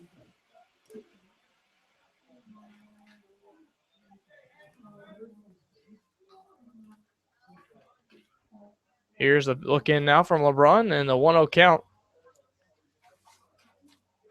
The shortstop. Here's a line of delivery. Fastball right at the belt for a called strike. A nice pitch by Calvin LeBron to bounce back and even the count. 1 ball, 1 strike. He's got one man out and a 3-0 lead here in the bottom half of the fourth inning. So the lefty from Gonzaga looks in for the sign. Now coming set with it is LeBron. He looks back the runner at second. Now he comes home. Pops straight up in the air. Let's see if there's room for anyone. This one's going out of play behind the screen. And if a foul ball or home run does damage to your car, visit the folks at the Valley's locally owned and operated Napa Auto Parts. They're at Big Lake, Palmer, and Wasilla. Visit www.napaalaska.com. So Calvin LeBron ready with the 1-2 count now. Trying to strike out his 5th batter of the game right here. So he comes set. Looks back the runner at second. He delivers home. Just missing outside on the slider there. Try to get the slider to break back over the plate, but couldn't quite get it to hang. And that's been a tough pitch that he's gone to all night. And these Chinooks hitters have still really not been able to figure out that pitch. That one just missed. So now the 2-2 count coming from Calvin LeBron. He looks home. And the slider again just misses in the same location. Calvin LeBron throwing 2 beautiful pitches on the outside. They're just not coming over far enough. Maybe another 2 inches might have been a strike. So now a full count coming and a payoff pitch coming to Hunter Hanks. The runner standing on second base and 1 man out. And a 3-0 lead for the Miners. Here's a pitch. Line drive into center field. Is there room for Caruso? There will not be. It'll fall in front of him for a base hit. Stopping at third base is David Morton. So now runners will be on the corners with 1 man out for the Miners, or for the Chinooks, excuse me. And 2 big hits, this time by the bottom of the lineup, as Hunter Hanks able to reach twice.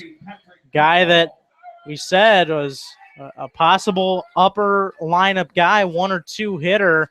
Been struggling so far this year, but coming alive a bit in this contest. So he's reached twice. 5th hit of the game for the Chinooks. They have the same amount as the Miners, but still trailing the run column by 3. And now it'll be LeBron in trouble again with runners on the corners with 1 out. Trying to get out of this jam as well as he's done all night. Swinging a miss on a slider. It was actually, they got the tip of the end of the bat there to get some contact on it, but into the mitt of the catcher, J.J. Hancock. So now an 0-1 count coming. Infield will be at double play depth, trying to end the inning. That's what Calvin LeBron's hoping for here as he throws over to first base, and back safely is Hunter Hanks. Hanks, again, stole a base earlier in the game, trying to keep him honest at first base. Certainly the double place in the area would be a time he might try to steal. It would have to be turned pretty quick, though, Kyle. Cromwell, not a ton of speed, but does have some. Here's a delivery. Pop fouled on the third base line, out of play. Cromwell attends Santa Ana College.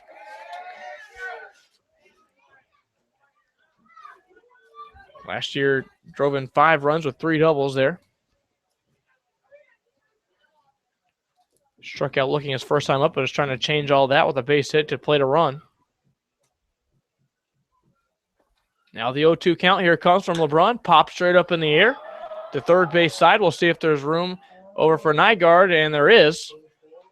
So Calvin LeBrun gets what he wants there, and an easy out here.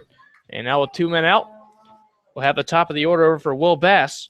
But certainly a big out for Calvin LeBrun, because now he's just 1 out away from getting out of the inning.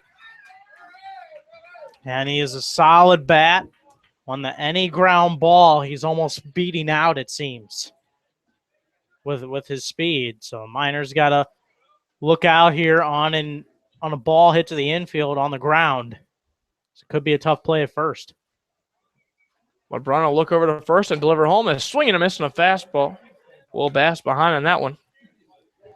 Back in the first inning, he tried to bunt his way aboard. What was bunted at the second baseman Wood, who made a nice play at first base to get the out. Also struck out swinging in the second inning. This is his 3rd plate appearance. Here's a pitch. Fastball at the letters, and now an 0-2 count coming on Bass. So far, it's been a good outing for LeBron. He's thrown 66 pitches, 44 of those for strikes. Struck out 4 batters in the process also. Trying to get number 5 right here. He delivers the 0-2 count. Slider got him fooled. That pitch moved inside and back over the plate for a called strike 3, and Bass can't believe it. So called a strikeout looking to strand runners on first and third. We'll head to the top of the 5th inning. It'll be Miners at the plate again. Listen to Matsu Miners Baseball up 3-0 on your Matsu Miners Radio Network.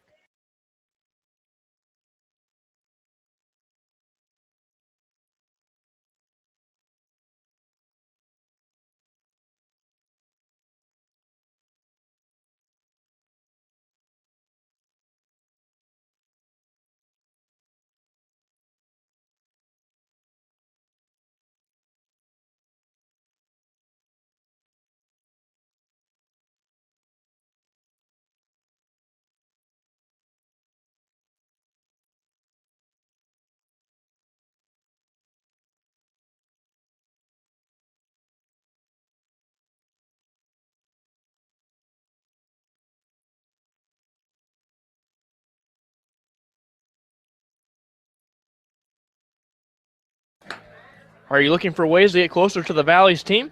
Now you can. Like the Matsu Miners page on Facebook. You can also follow them on Twitter at ABL Miners. The A, B, L, and M are all capitalized. Get connected with your Miners today. Well, if you're listening to us, you're connected with us right now. Thanks for listening in. Kyle Howard and Kevin Peel here with you from Chugiak, Alaska. As Matt DiOrio will step in. DiOrio singled and stole second base his first time up. Grounded out to the second baseman his last time up. Like to get another base hit here for the DH. But he faces Braxton Wilkes, who came in there and got a double play to end the inning as he throws a first pitch slider that misses. Wilkes certainly did what he's brought in to do. Came in to face Connor Wanhanen and got him to ground into a 4-6-3 double play to end the threat in the 4th inning. Wilkes still is not allowed to run in relief this year. Fastball at the letters for a called strike. It'll be a 1-1 count now. And he did really bail out his starting pitcher, Shane Armstrong, who was in that big jam, had the bases loaded.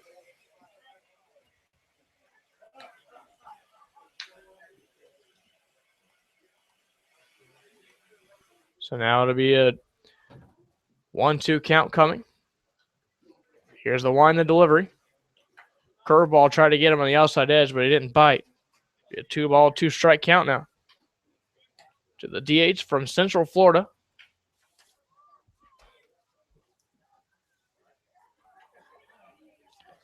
A hockey fan, as he also played it growing up, is Matt. And the slider did get him to go around. They said he did go around on the check swing. So that'll be a strikeout of Matt DiOrio. Miners have not been striking out very much tonight, but there's a strikeout right there. But now that'll bring up Niles Nygaard. Niles got the scoring started back in the first inning with a long sacrifice to left field. It got very close to getting out of here for a grand slam. The ball hit to the warning track, was caught by the left fielder Caleb Potter. First pitch fastball in there for a called strike. Kevin, that was very close to getting out of here, though. Hit a ton to left field. As he hits this one in right center field, that's going in the gap. He'll take a big turn around first base and picking it up in right field and throwing it in as Caden Owens. He'll have to take a big turn at first and hold there. but a nice swing there going the other way with it is Niles Nygaard. Niles continues to tear it up at the plate since he's been here.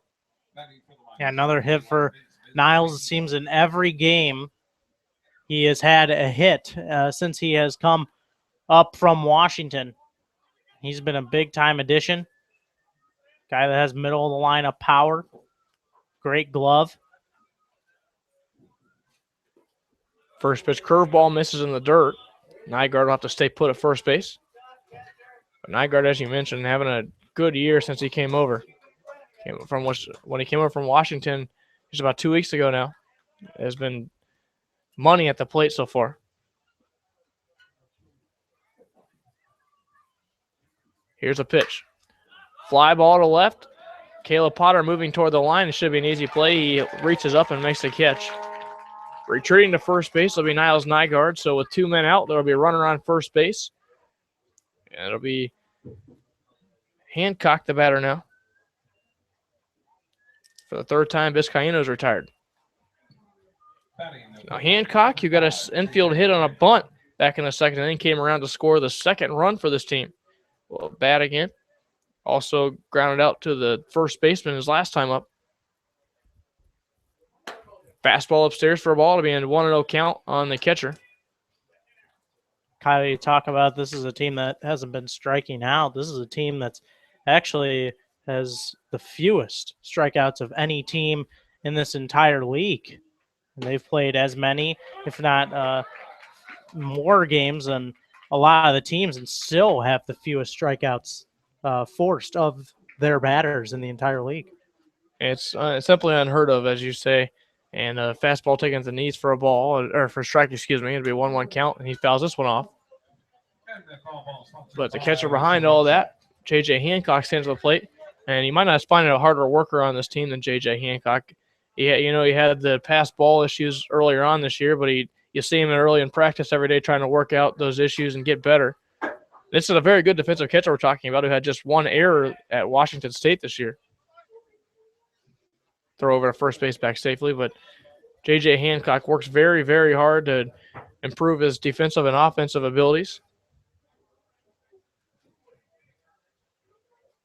Here's a pitch. Line to left field. That's going out of play for a foul ball. The foul ball or home run does damage to your car. Visit the folks at the Valley's locally owned and operated Napa Auto Parts. They're in Big Lake, Palmer, and Wasilla. Visit www.napaalaska.com. Coming ready now with it is Wilkes. He delivers a slider that just misses on the inside edge. And a 2-2 count now coming. 2-2 count with 2 men out. Runner on first base. That's Niles Nygaard. Here's the pitch.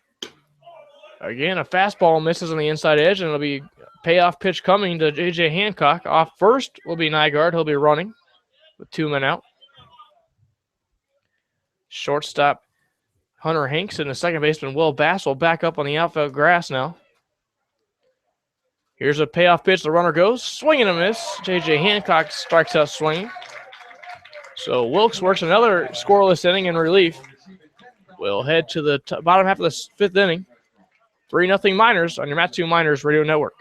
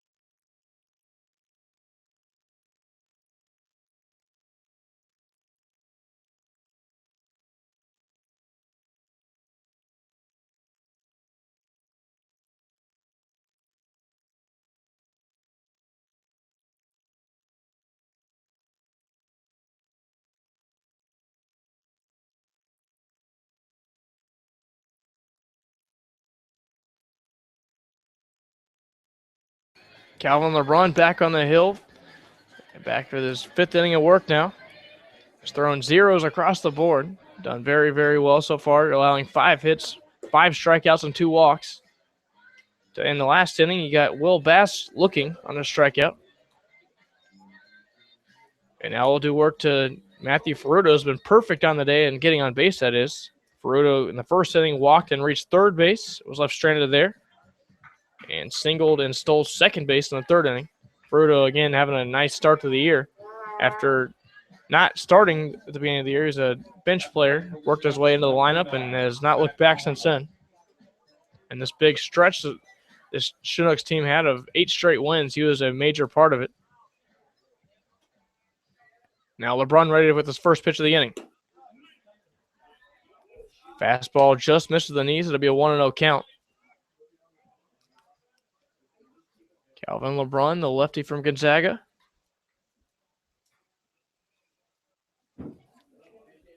He leans and fires now. It's a fastball, that gets the edge. Evens a count of 1 ball, 1 strike now. As LeBron looks in for the sign again, and a 1-1 count coming. Here's the pitch. Chopped down the third base line while staying fair ground. It'll be charging. Niles Nygaard throws across the infield, and he got him by a half a step. Nice play by Niles Nygaard. Couldn't tell if it was going to stay fair, just rolled right down the line. Nygaard had to charge hard on it, fire across the infield, and still got the out. A nice play at third base again. Yeah, great job there by Niles Nygaard. Knew he had a good base runner there, a quick base runner in Ferruto. Charged it appropriately, and base umpire Tim Davis all over him to make sure that he got the right call there as he was retired. It's the first time Ferruto has been retired today. Now it'll be Andrew Mogg to bat. As LeBron winds and delivers now. Fastball at the belt for a called strike. Mogg, again, leads the league in homers. He had 1 against the Miners back at Herman Brothers Field a couple weeks ago.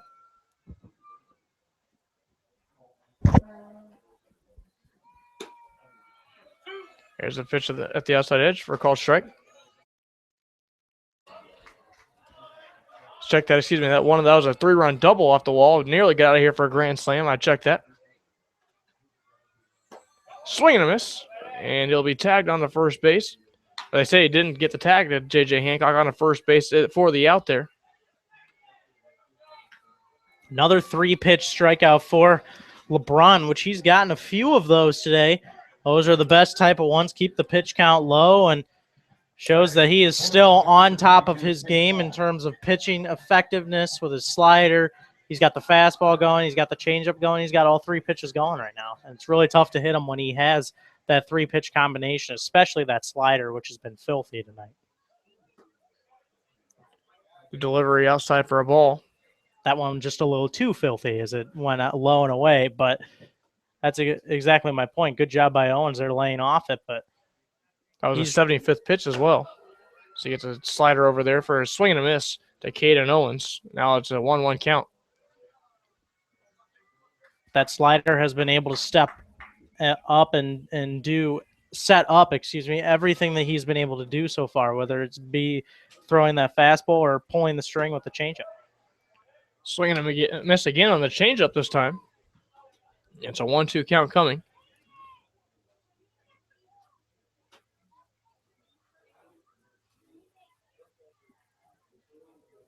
Coming set with it here now is Calvin LeBron. Ready with the 1-2 count. The wind and the fire. Here comes. Swing and a miss. Got him swinging again. And Calvin LeBron sets the side out in order with back-to-back strikeouts. That is 7 for him through 5 innings. Miners are up 3-0. They're trying to play out on as we head to the 6th. Listen to Matsu Miners Baseball on the Matsu Miners Radio Network.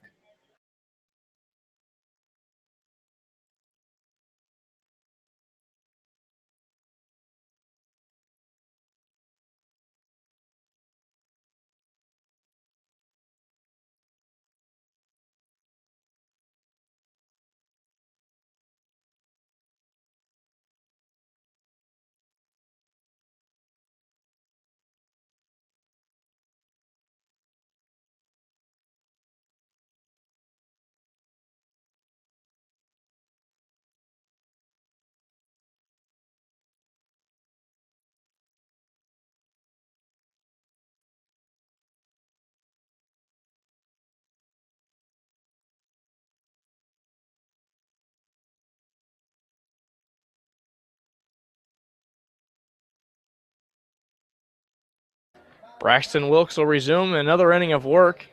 He's been perfect doing so. He got a ground ball double play to end an inning against Connor Wanhanen in the 4th inning, and got allowed to just face just 4 batters in the 5th inning.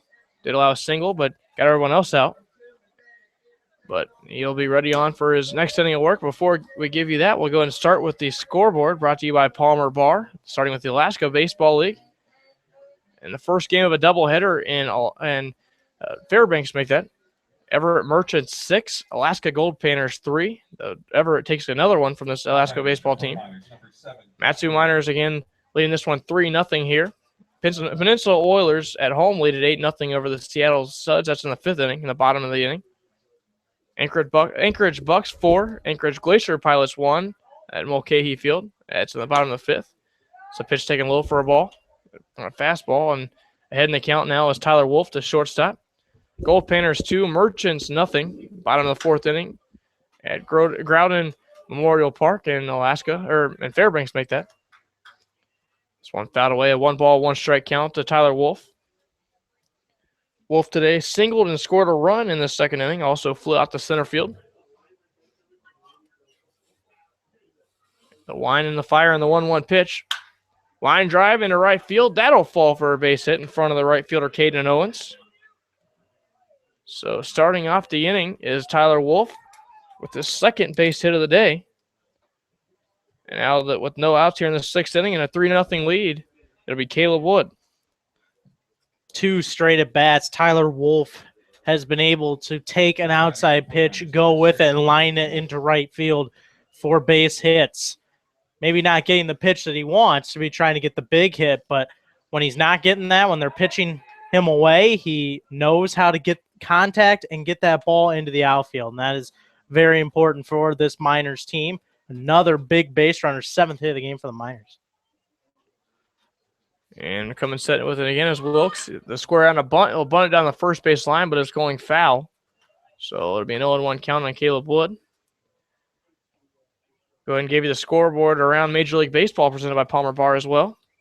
The only game still in play right now, the Reds have just taken a 5-4 lead in the top of the 13th inning over the Pittsburgh Pirates on the road tonight. Elsewhere, finals in 10 tonight. Chicago White Sox defeat their Tigers 8-7. The Orioles won 8-6 on the road in Boston tonight. I throw over to first base back safely is Tyler Wolf. Oakland 6, Texas 3. That's a final. New York Mets won at 2-0 over the Brewers tonight. Los Angeles Dodgers 4. The Chicago Cubs 0. Throw over again to first base, and Tyler Wolf dives back safely there. 6-4. The Rockies won at home tonight over the Diamondbacks. San Francisco wins 13-8 against San Diego. The Padres battle back to make it 9-8 at that point in the 8th inning, but 5 runs will come across the score as this one bunted at and pounded foul again, and now Caleb Wood behind the count, no balls and 2 strikes. So Caleb Wood will have to choke up on the bat and swing here with 2 strikes on him. 7-0 Washington. They beat Atlanta today at home. Cardinals win again. They beat the Miami Marlins 5-1 on the road tonight. Houston Astros 4-0 win over the Yankees today at home. And that rounds out your scoreboard presented by Palmer Bar tonight. Again, a throw over at first. They're trying to keep Tyler Wolf honest. It's a third, and it's at bat. And now Caleb Wood already for the 0-2 pitch. Here it comes. It's a changeup, misses just outside. Be a 1-2 count coming.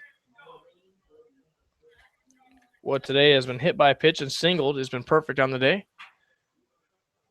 At least on getting on base. This one fouled back to the screen, and he stays alive. 1 ball, 2 strikes. Infield at double play depth. Outfield, normal depth, but out in center field, it's Morton playing in the right center field gap. Throw over to first base again, and Tyler Wolf is back safely.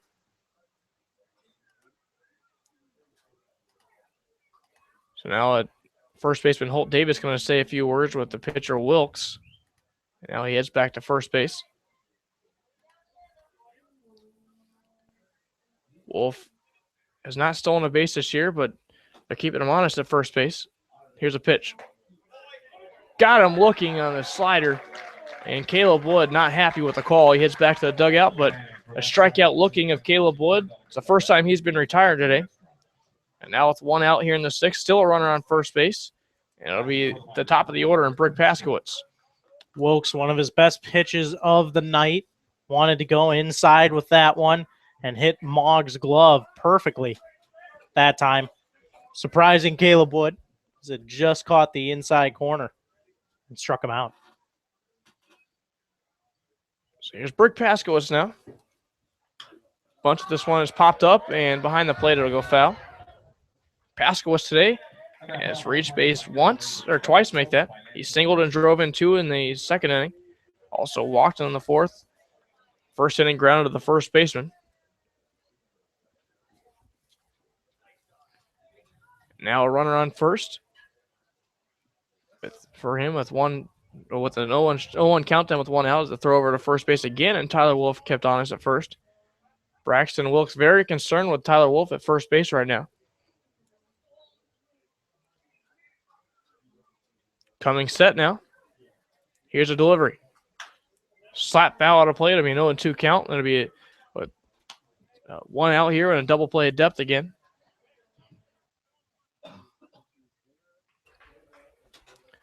So now Paskowitz, the native of Peoria, Arizona, and also attending Paradise Valley Community College.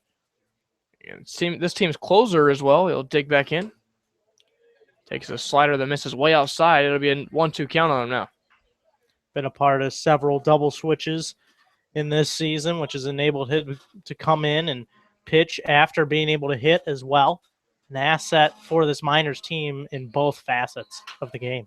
This one shot back to the pitcher. Looks second one. On to first. Paskowitz beats the throw to first base, but out at second base is Tyler Wolf. So a fielder's choice reaches Brick Paskowitz with 2 men out. So they'll stay a runner at first with 2 men out now for Alex Caruso. That one just tapped off the end of the bat. Good pitch there from Wilkes.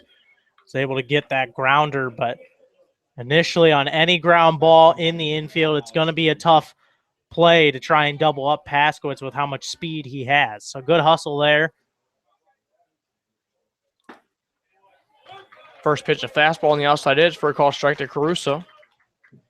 Caruso has reached base twice today on 2 walks. He also came around to score in the first inning. This pitch in the dirt as the runner Paskowitz goes. So he'll head on to third base, though, as the ball goes all the way back to the screen. Paskowitz will stand on third base after he slides in. No throw, though. So now a potential run standing 90 feet away from home plate if Alex Caruso could pop one into the outfield. That was definitely a stolen base for Paskowitz, so he would have been safe regardless because there was no throw. The wild pitch gain away from Andrew Mogg, but all the way able to advance to third is Paskowitz, who actually slid into second, took a look, got up right away, and kept on going. Try to get a curveball over on him, but he takes it inside. 2-1 count now. Paskowitz standing on third base. His team up 3-0 here in the top of the sixth. Fastball taken upstairs to Caruso to be a 2-1 count now. 3-1, excuse me.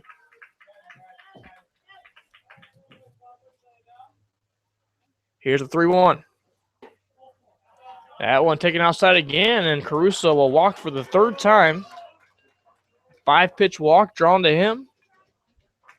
And now runners will be on the corners for Connor Wanhanen. Pretty incredible that he's been able to draw 3 walks. Shows that he's been very patient with Chinooks pitching tonight. A couple of those against Armstrong, but now one against Wilkes as well.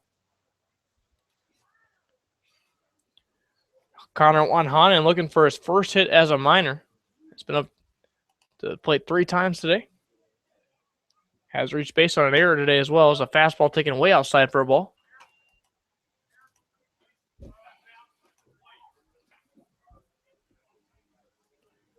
If you're wondering at home, Paskowitz getting his second stolen base of the year a moment ago. Also reached base on the pass ball.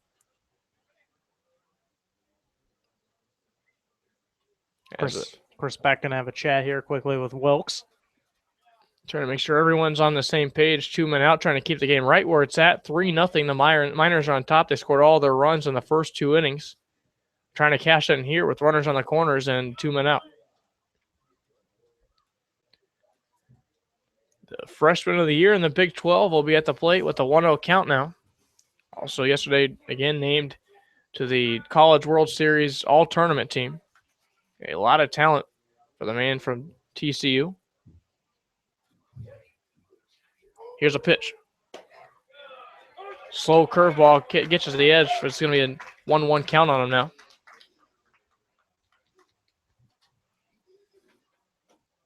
Juan Hanen stands in. Here's a pitch. Here's a curveball, and this is low. It'll be a 2-1 count on him now. Something I'm sure Chris Beck was telling pitcher Braxton Wilkes is that there is first base open. Right now it's actually second base, but there would be a base open for Connor Juan Hanen if he doesn't want to make a mistake pitch here. Here's a 2-1 pitch. Swing and a miss, and it's an even count, 2 balls and 2 strikes. Juan Hanen did get it done at TCU this year, drove in 40 runs there, and obviously did it well in the tournament as well, being an all-tournament selection.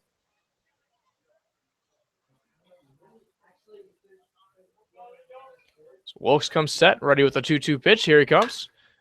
A ground ball that chops up the middle. Taking himself to the bag will be the shortstop, Hunter Hanks. That'll end the inning. So the Miners will leave runners stranded on first and third. We'll head to the bottom of the 6th inning. See if Calvin LeBrun continues another inning as a scoreless frame so far. So the Matsu Miners baseball and the Matsu Miners radio network.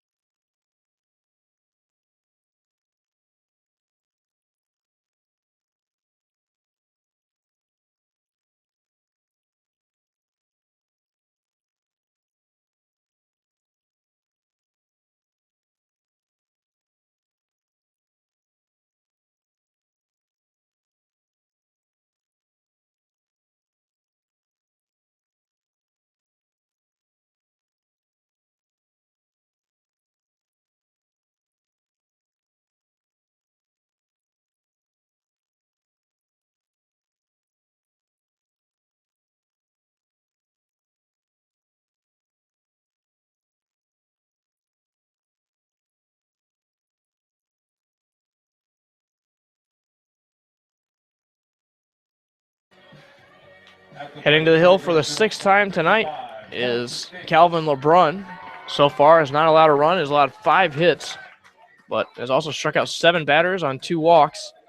Calvin LeBrun's been pitching very, very well tonight for the Miners, but that's not uncharacteristic for him. He's been very, very good all year long.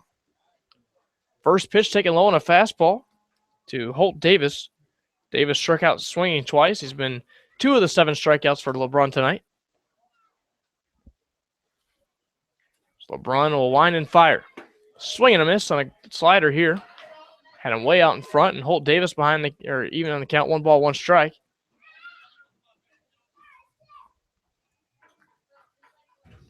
Three runs, 7 hits, no errors for the Miners. No runs, 5 hits, 2 errors for the Chinooks, and a slider catches the belt here, right down Broadway. It'll be a 1-2 count now.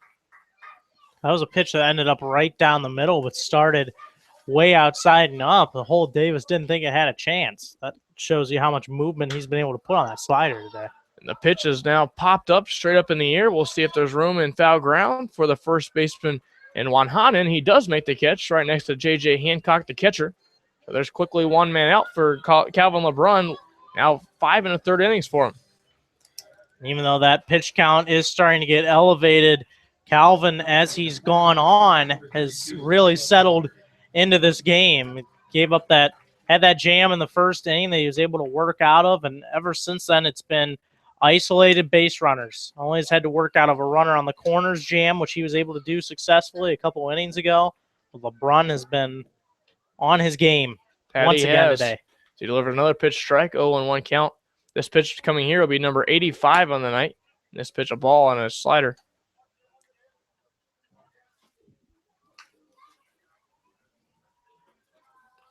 Here's the pitch on the 1-1 now. He delivers.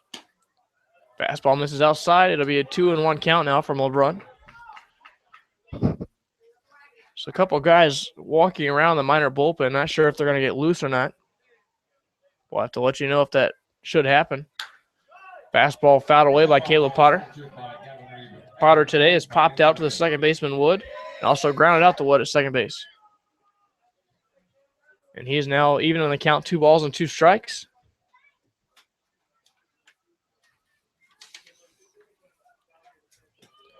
And another changeup misses low. It'll be a full count to him now.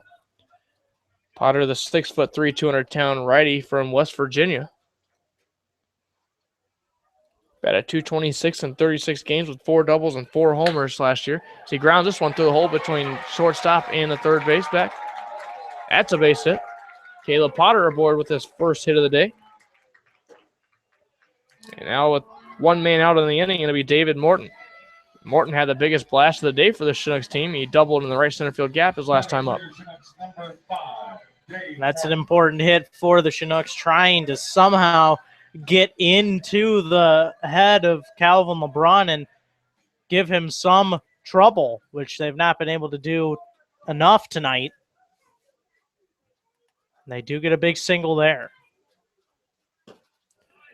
Now a slider misses away to Hunter to make that David Morton. Infield will be a double play depth with 1 out here in the bottom half of the 6th inning. 3-0. The Miners are on top. Throw over to first base and barely back safely is Caleb Potter. So a snap throw over to first base from lefty LeBron. Thought he might have a beat on him at first base, but just back safely as Potter.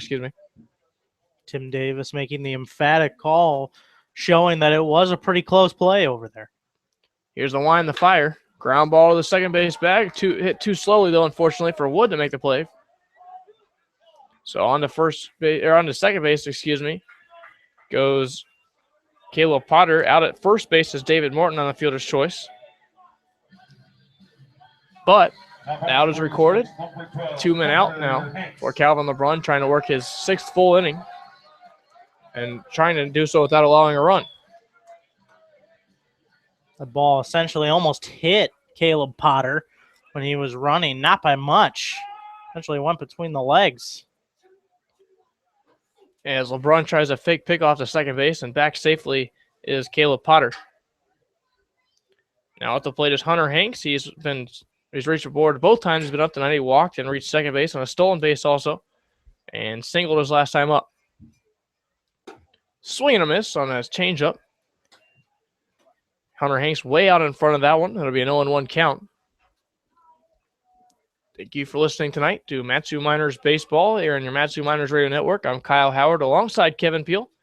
We're in the bottom half of the 6th inning. It's 3-0 Matsu Miners here in Chugiak.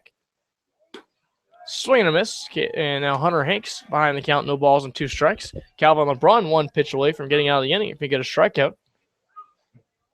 Even getting him to swing at pitches that aren't even close. That looked like the changeup that ducked maybe a little extra than what it normally does. Had a little more bite on it. Got Hanks to chase. Way behind the count now is the Chinook shortstop. LeBron comes set, looks back to runner second, and he delivers. Ground ball hit slowly to third. It'll be a tough play across the infield for Nygaard to scoop at first base. He got him. What a play. Both sides of it. A tough play at third base for Nygaard and a tough scoop at first base for Connor Wanhanen. And now we see what the Texas Christian University product brings to the table, not only offensively but defensively. A nice scoop at first base to get the out and a nice stretch there as well. So we head to the top of the 7th inning. Kevin Peel will have the remainder of the play-by-play action for you. This is Matsu Miners Baseball with a 3-0 lead. The Matsu Miners Radio Network.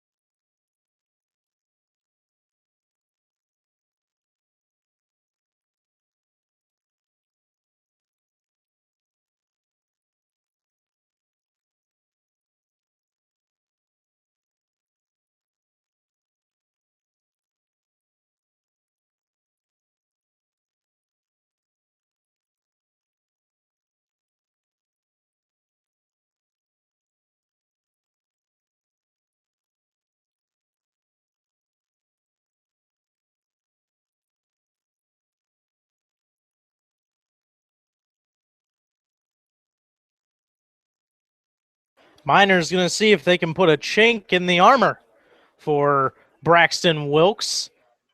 Young pitcher out of McLennan Community College who has come on in relief of Shane Armstrong and has done a fantastic job. 2 2/3 innings pitched for the Chinooks. Hasn't given up any runs. Got out of that big jam in the 4th. Just 2 hits in relief. Struck out 3 and walked 1 also. He's still out there dealing as it's Matt Diorio, the batter. Takes a ball, 1-0. Diorio on the game. Single, ground out, and a strikeout. He's 1 for 3, and he takes a strike. Fastball from Wilkes, 1-1. Wind swirling ever so slightly. This one's grounded foul by Diorio. 1-2. So the sun starts to head behind the clouds a bit here in Chugiak. Still a great night for baseball. Still in the 60s here. Comfortable night. Fans having a great time. 1-2 is grounded slowly back up the middle. This could be a tough play, but fielding with his glove and throwing over perfectly is Will Bass to get the out. Made it look a lot easier of a play than it was as he retires Matt Diorio. 1 gone here in the 7th. He had to field that one on the infield grass and throw across his body.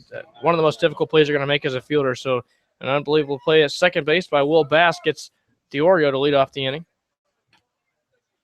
3 runs, 7 hits, no errors for the Miners. No runs, 6 hits, 2 errors for the Chinooks. So we play in the 7th, and that is a changeup for a strike from Wilkes. 0-1.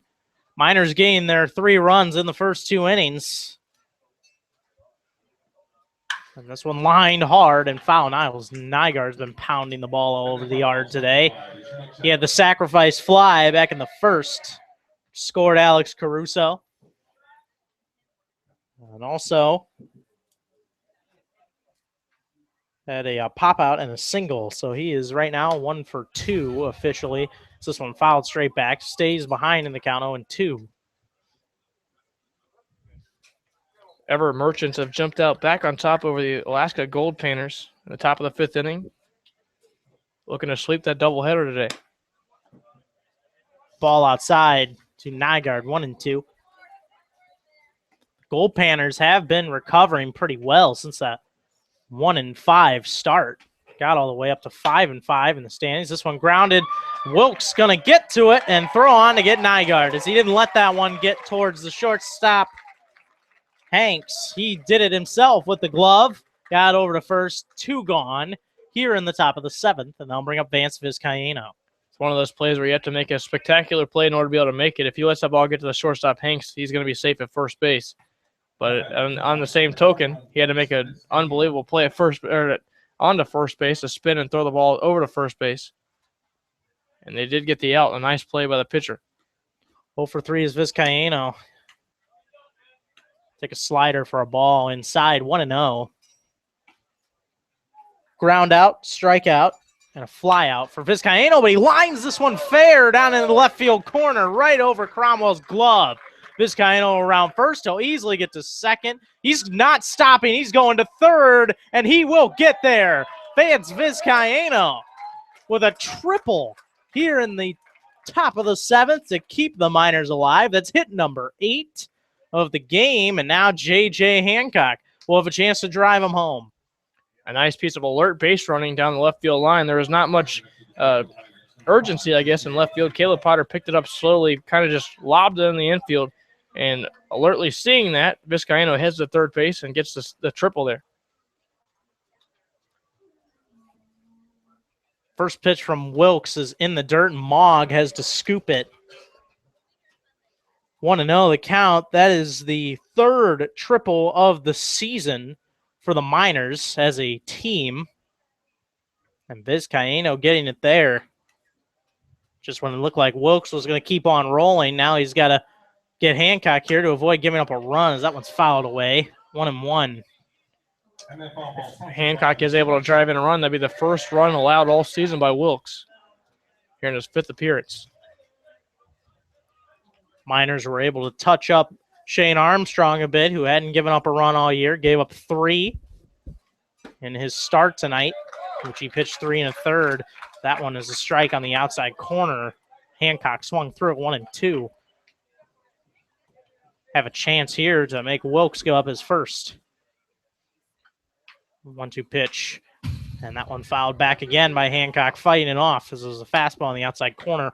1-2 the count on Hancock, who scored back in the second inning. He singled in that inning and then scored. Grounded out, strikeout. 1 for 3 is Hancock. 1-2 from Wilkes, swing and a miss. Hops out of the glove. And for the second time in a row, Hancock strikes out. That'll end the inning. We had to stretch time here at Lee Jordan Field in Chugiak with the Miners up 3-0 on your home for Miners baseball.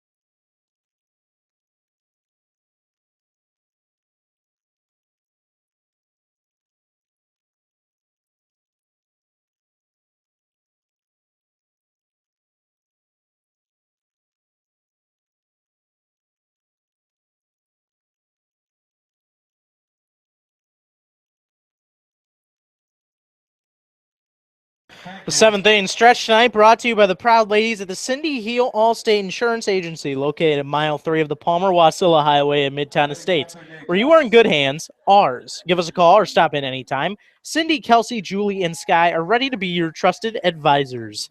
Go Miners. So we head to the bottom of the 7th, and with that comes a change on the hill for the Miners. It will be Kyle Simons checking into the game out of Texas A&M, the 6'4", 210-pound junior out of Grand Island, Nebraska. Going to come in on the season for Simons. Pitching now in his 3rd game. He has 1 start, 10 total innings pitched, 8 hits, 4 runs, 2 of them earned, 3 walks, 11 strikeouts, and he has a 1-0 record with 1 save recorded. And Simons going to come on here to face 9-1-2 in the order for the Chinooks. Patrick Cromwell will lead it off.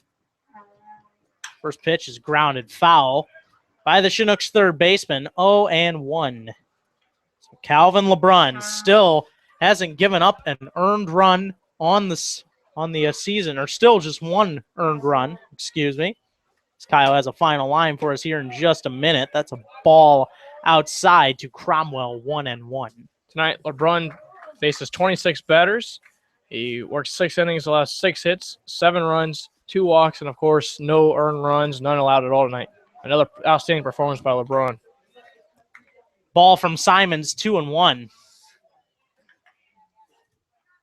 As now he's gone over 20 innings pitched with giving up just 1 earned run. This one fouled off. Down just foul out of play as Vance Vizcaíno is sprinting through the Chinooks bullpen there to try and make a play on the ball. Look out over there, fellas. Everyone's okay. 2-2 the count now on Cromwell. Simon's 2-2 pitch is low for a ball, 3-2. Simon's got his 1 start of the season on Friday against the Pilots at Mulcahy Stadium. Got the win there as he walks Patrick Cromwell, and that is how the bottom of the 7th inning will start. Now at the top of the order, and it'll be Will Bass. Miners have done a good job keeping him off the bases, though, so far. Ground out and 2 strikeouts for Bass.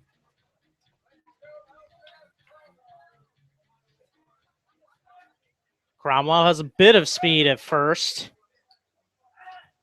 Maybe a threat to watch. Ball inside to Bass, 1-0. One of those strikeouts for Bass was of the swinging variety. The other one, he was caught looking.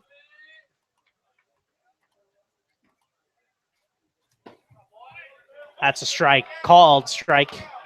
1-1 with a fastball from Simons.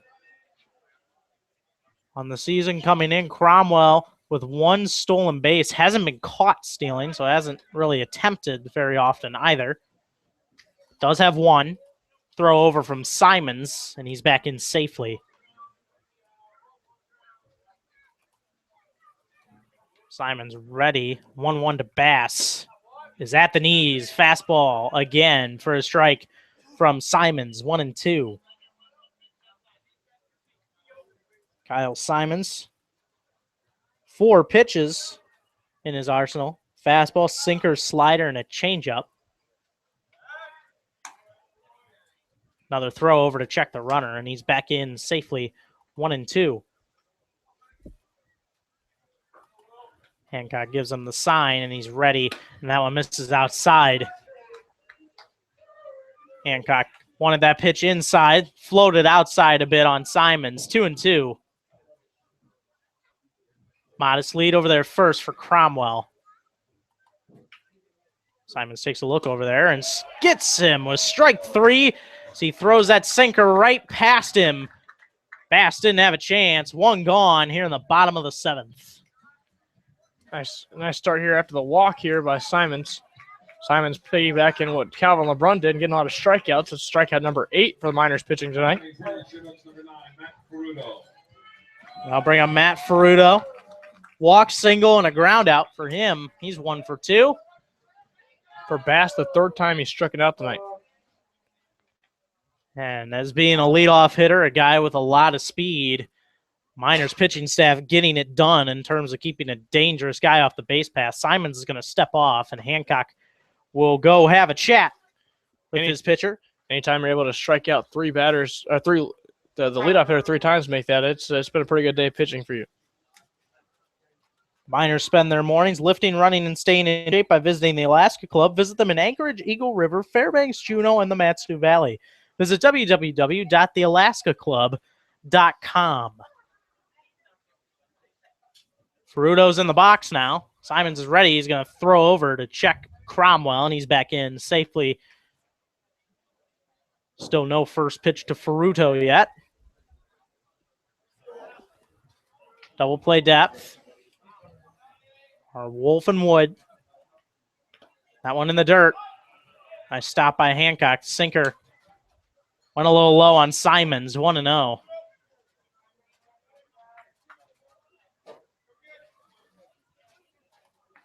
Simons, along with Zach Warren, the tallest pitchers on this pitching staff, standing at 6'4". Big presence on the mound. A sinker for a strike from Simons, 1-1. But we're seeing it from everyone. No matter what type of presence they have, they've been effective on the mound this year. It's been very seldom that any pitcher's had any trouble at all as far as the runs go. This one is grounded just past Wolf and into left field. Tying run going to come to the plate now as Matthew Ferruto gets a single into left field. His 2nd hit of the game. I'll bring up Andrew Mogg. Also, a 3rd time in this ballgame that Ferruto's reached base. It's been a hard night all night trying to keep him off the base pass, but so far it really hasn't burnt the Miners pitching staff. For as good as they've been in retiring Bass, they've had the similar struggles in facing Ferruto. As the bullpen going to warm up just a bit. It's like Corbin Martin is long tossing with Trent Thompson a bit, but now they might start officially warming up Kyle Simons' college teammate, Corbin Martin, just in case Simons continues to have a bit of trouble. 3-run lead they have right now. With a runner on second base, a base hit would make that a 2-run lead. So I think just in case they have some activity going. Two base runners reaching in the inning. Walk by Cromwell. Strikeout of Bass, but single for Ferruto in between short and third has put 2 men on with 1 out for Andrew Mogg. First pitch from Simons is a sinker for a strike. You can just see that down and in movement on that pitch as it drifted back over the outside corner. 0-1. Moving quickly, and that one just a little lower than the previous pitch, and it missed the strike zone. 1-1. Chinooks trying to cheer on their team. They trail 3-0 here in the bottom of the 7th. Sinker gets away from Hancock, and Cromwell and Ferrudo going to move up. Let's see the ruling. Don't know if it's going to be a wild pitch or a pass ball. In any case, the double play opportunity taken out here. And the pitching coach, Matt Greeley, going to get a baseball off the field. So Simons here in a big spot, 2-1. Down in the count, Andrew Mogg at the plate. Sinkers chopped foul straight back, 2-2. Mogg just the other night hit one to the Fred Meyer sign down the left field line. The ball got stuck underneath there. The left fielder threw his arms up but decided to throw the ball in anyway because he threw the ball in the infield. He got an inside the park home run, although it would have been a ground rule double had he not done that. 2-2. Swing and a miss. He got him with a sinker. And Kyle Simons relying on one of those big pitches for him, and it gets him a big out here. It's going to take a hit now to play to run, as that will bring up Caden Owens. A nice pitch there to get the strikeout again, the second strikeout since coming on. Single for 3 is Caden Owens. He's also popped out and struck out. And that one just missed away, 1-0. Here in the bottom of the 7th, runners on 2nd and 3rd. 2 gone. Miners up 3-0 here in Chugiak. 1-0 is a sinker missing low from Simons, 2-0.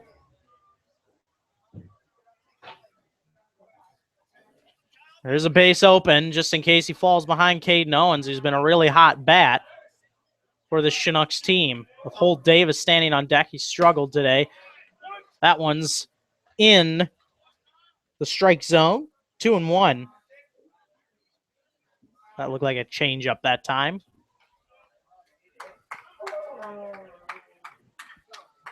Simons takes a long look in. He's ready. 2-1 pitch. Popped up and out of play. So he got him to chase the high heater. 2-2. Situation didn't look good for Simons, but then he got the strikeout of Mogg, and now he's trying to get Caden Owens working right in the middle of this Chinooks lineup right now. And doing so efficiently. 2-2. And fouled away straight back. Count still even at 2 against Caden Owens out of Oral Roberts University in Oklahoma. The Grand Island or Nebraska native trying to get out of this jam. A runner on second base. Trying to get the strikeout. It would be the 3rd of his inning. 2-2 is popped up and foul again out of play by Simons.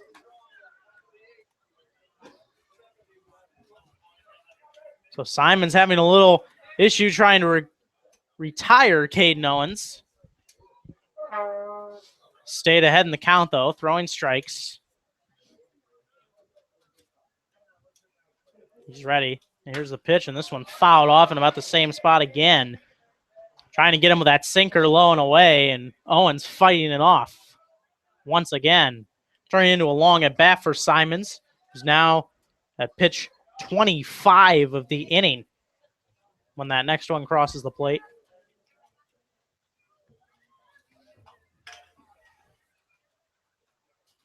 Here comes the 2-2. Just missed. Slider that time. Hasn't thrown it often. Was trying to throw Caden Owens off and backdoor him. Missed. Full count pitch. Tying run at the plate. Caden Owens. Cromwell at 3rd and Ferrudo at 2nd. Ferrudo should be taking off. 3-2 pitch. Fastball's lined towards right, and Brick Paskowitz is going to come in and catch it. Owens got a good piece of it, but hit it right at Brick Paskowitz. And so the Miners, again, find a way, get out of a big jam, and head to the 8th, up 3-0 as you are listening to Miners Baseball.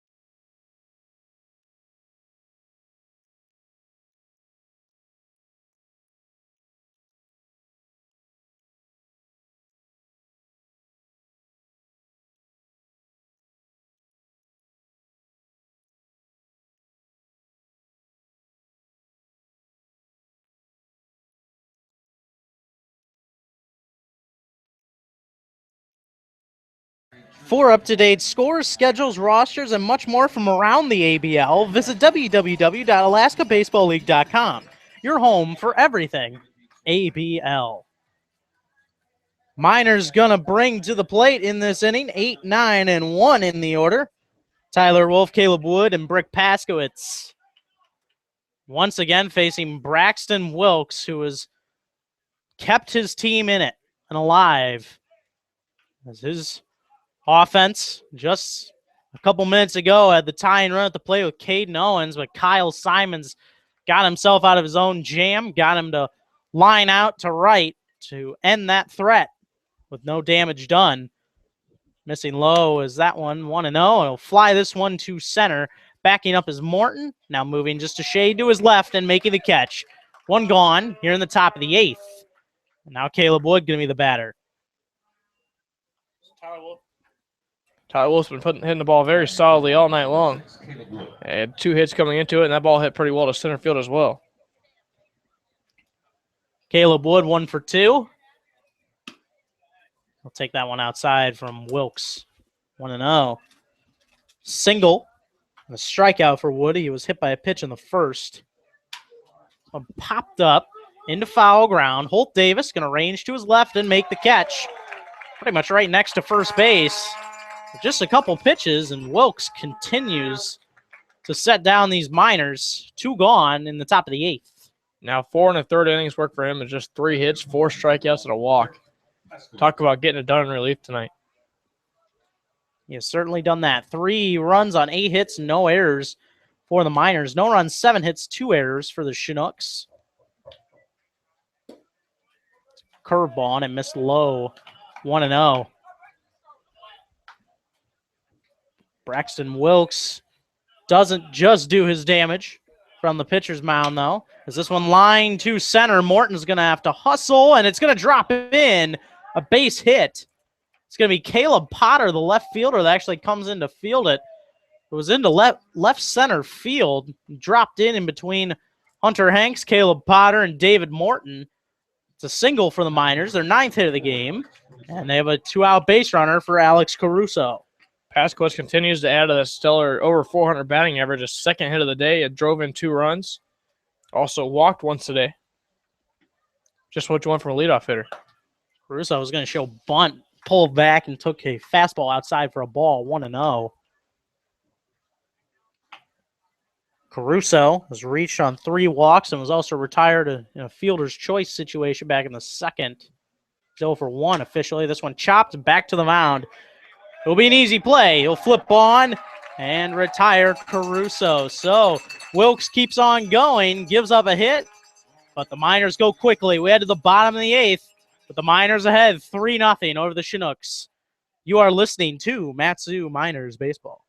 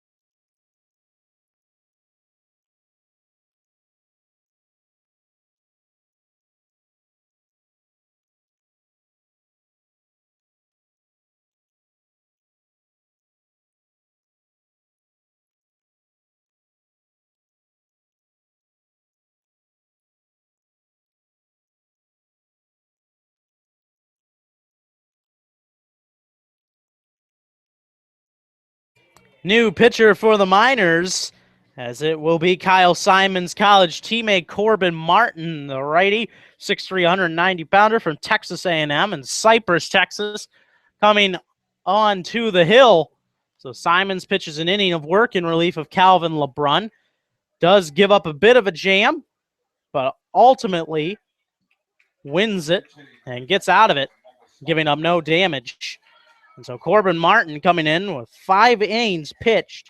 He's given up 2 hits, no earned runs, 5 walks, 7 strikeouts, has a 1-0 record. And now pitching his 5th game has a 0 ERA. He's been good.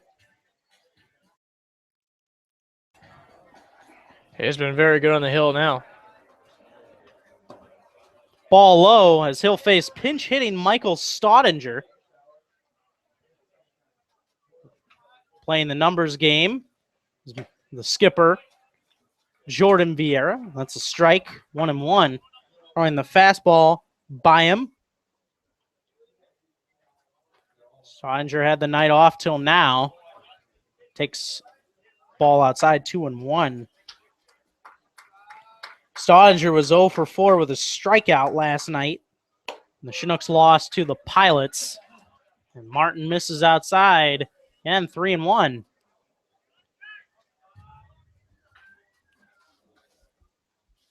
Staudinger hitting in place of Holt Davis.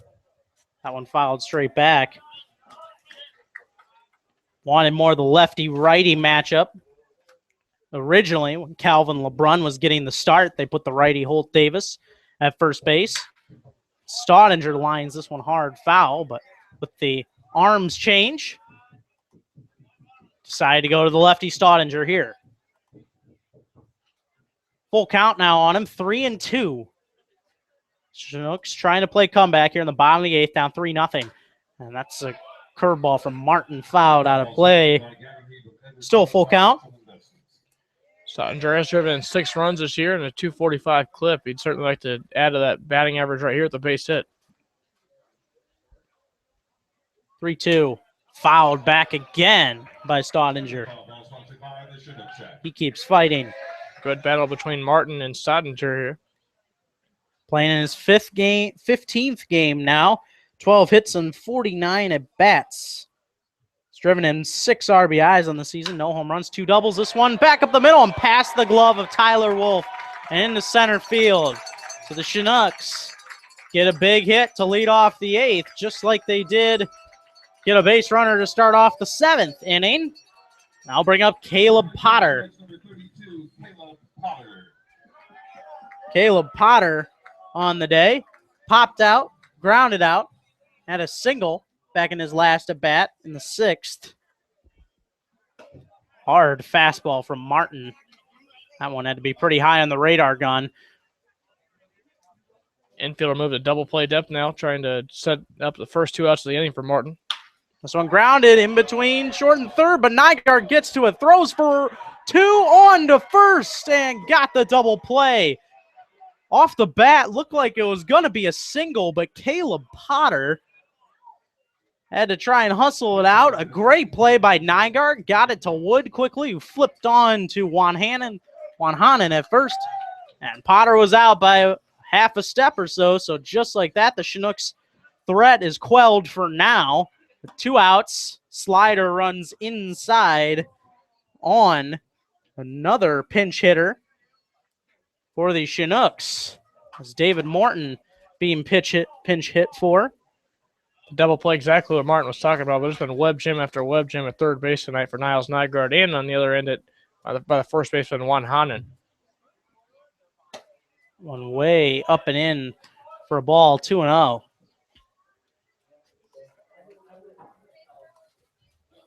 Corbin Martin, just like that, surrenders a base runner, but gets the double play. And 4-pitch walk, though, issued that time. A runner on first. That will bring up Hunter Hanks, as that'll keep the inning alive for the Chinooks. 2 gone, Miners ahead, 3-0.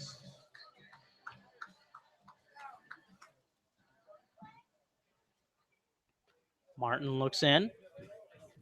First pitch, fastball for a strike, 0-1.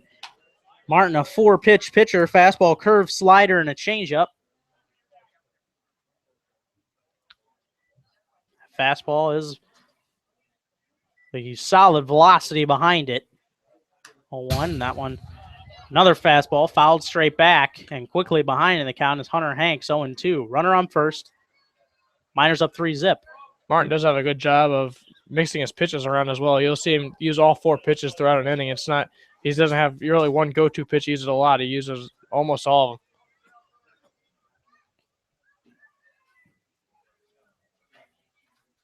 Here's the 0-2. It's in the dirt. There's a curveball. The runner's going to go. The throw from Hancock's not going to be in time. Runner will move up to second. Count now 1-2 on Hunter Hanks.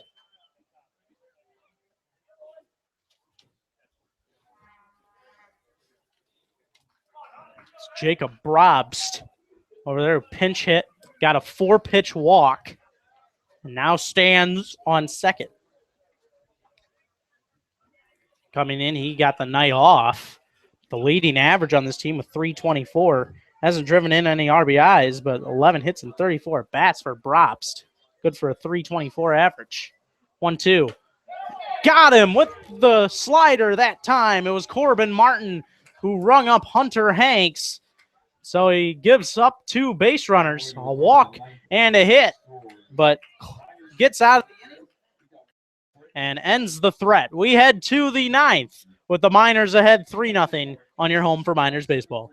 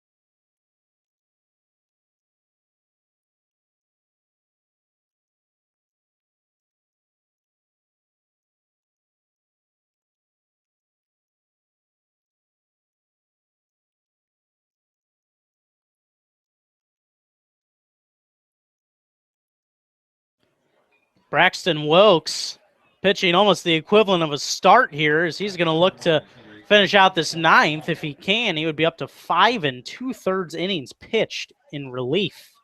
Has done a great job in relief of Shane Armstrong, who gave up the 3 runs in this game. Miners who jumped out to the early lead at 3-0 here at Lee Jordan Field. Juan Hanen hits the first pitch deep to left field, cutting towards the corner, and it will get out of play, foul. Connor Juan Hanen had a good rip at that one from Wilkes. Took the outside pitch. Hit that one with a lot of power. Ended up foul, though, as it kept cutting. Had it stayed fair, probably would have went all the way to the wall. Hit very solidly down the left field line. It's just a long strike here. It's down 0-1 now on the count. Very good sign for Connor Juan Hanen. We knew he would come in and be a good contributor right away. This one's grounded towards first. Should be an easy play for Bass as he'll flip on to Staudinger and retire Juan Hanen. After the big foul ball, he grounds out to second. 1 gone here in the top of the 9th. Wilkes seemingly unfazed, looking like he was pitching just back in the 4th and 5th innings. The same. He's been great in relief tonight. Now we're 5 full innings of relief. I'll bring on Matt Diorio. Pitch low from Wilkes. 1-0. Diorio on the day. Single, ground out, strikeout, another ground out. 1 for 4. Swing and a miss. Hanging curveball that time. Diorio didn't miss it by much. 1-1.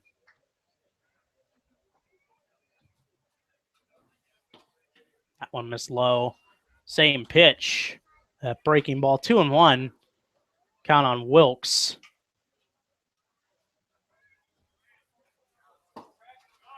That one misses again. Change up that time, 3-1.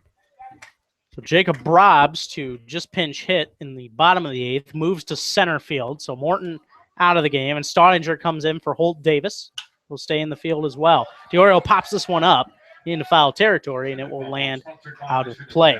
If your car needs a new taillight or just any sort of nut, bolt, or screw, be sure to visit the Valley's locally owned and operated Napa Auto Parts. They're in Big Lake, Palmer, and Wasilla. Visit www.napaalaska.com.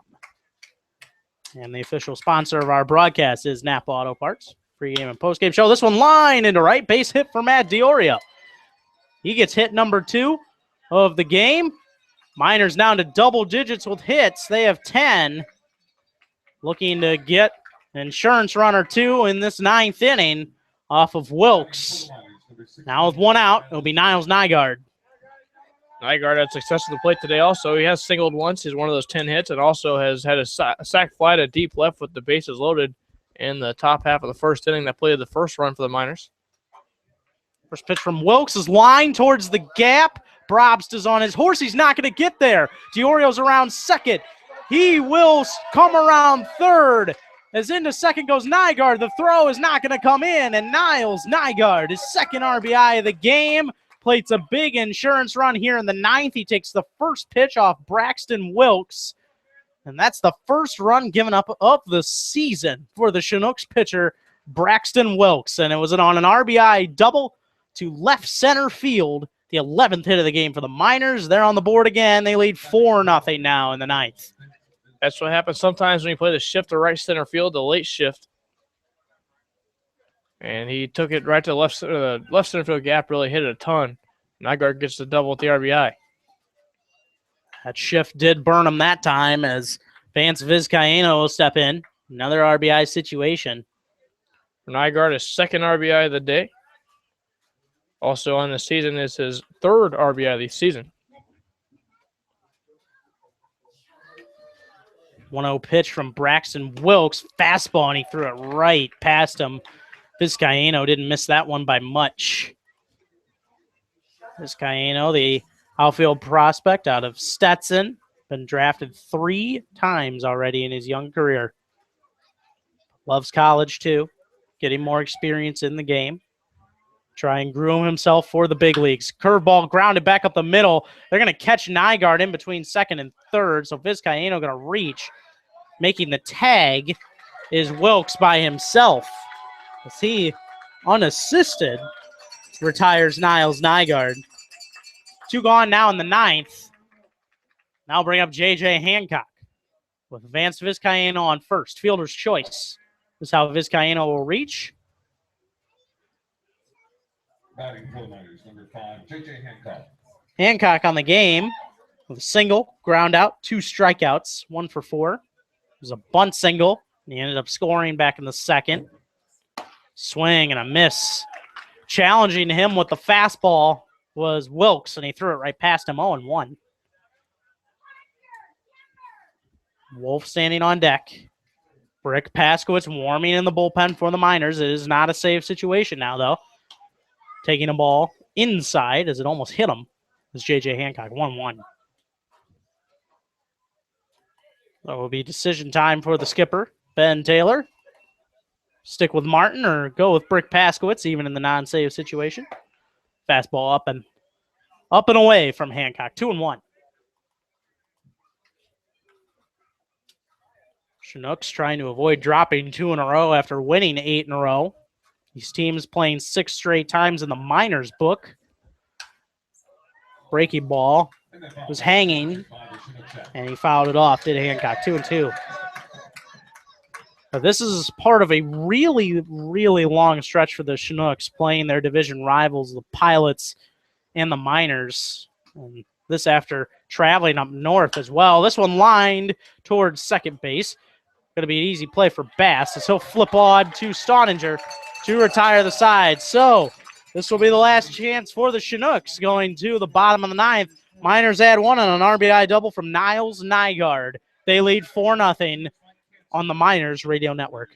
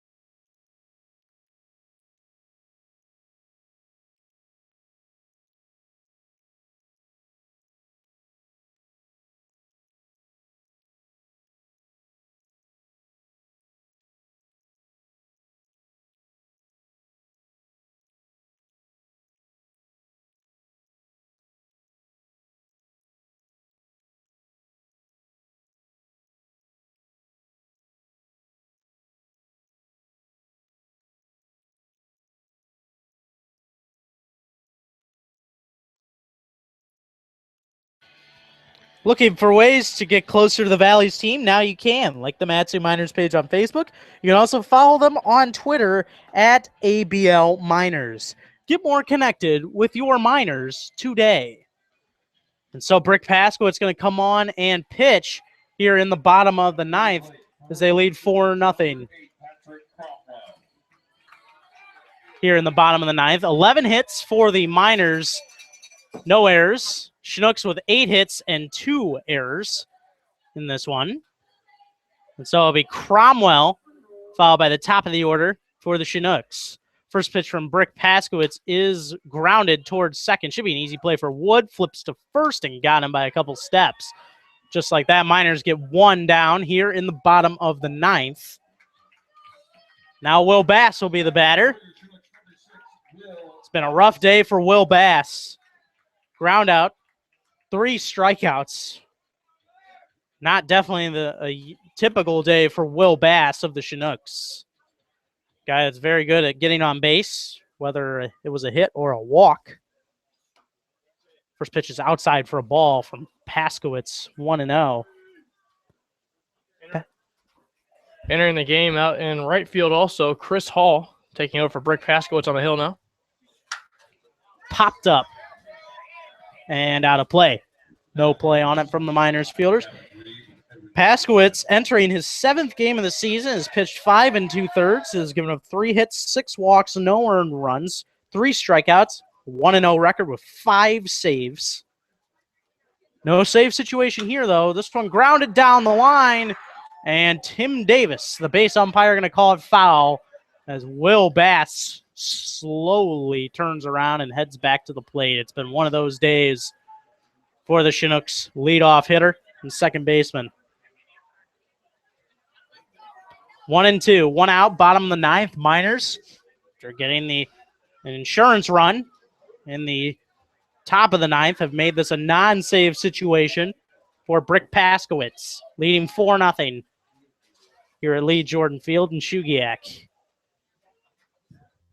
1-2 from Paskowitz is fouled back. Bass stays alive.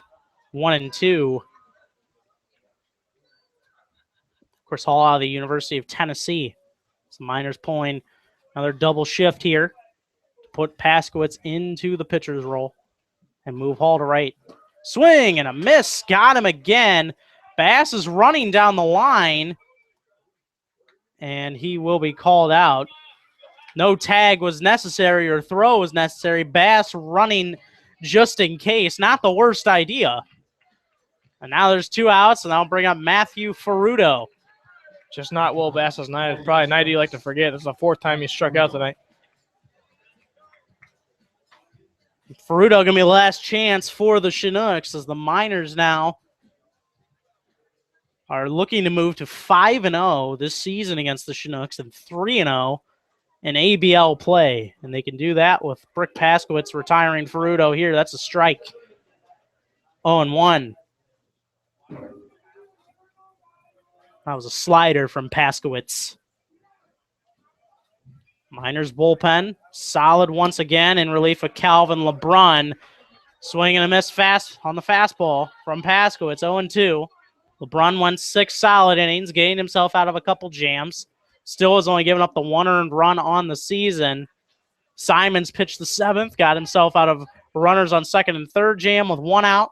Corbin Martin came in and pitched a solid 8th, and now Brick Paskowitz trying to retire. Ferrudo is a little popper off the handle, is retired, and that will do it. So Brick Paskowitz comes in and gets the final 3 outs. No save tonight for the Miners closer, but the Miners walk away with the W here in Chugiak to move themselves to 11-3 and 9-3 overall in ABL play. They move back into first place in the National League division, as the Chinooks had tied them with the record, was actually ahead before last night's game against the Pilots.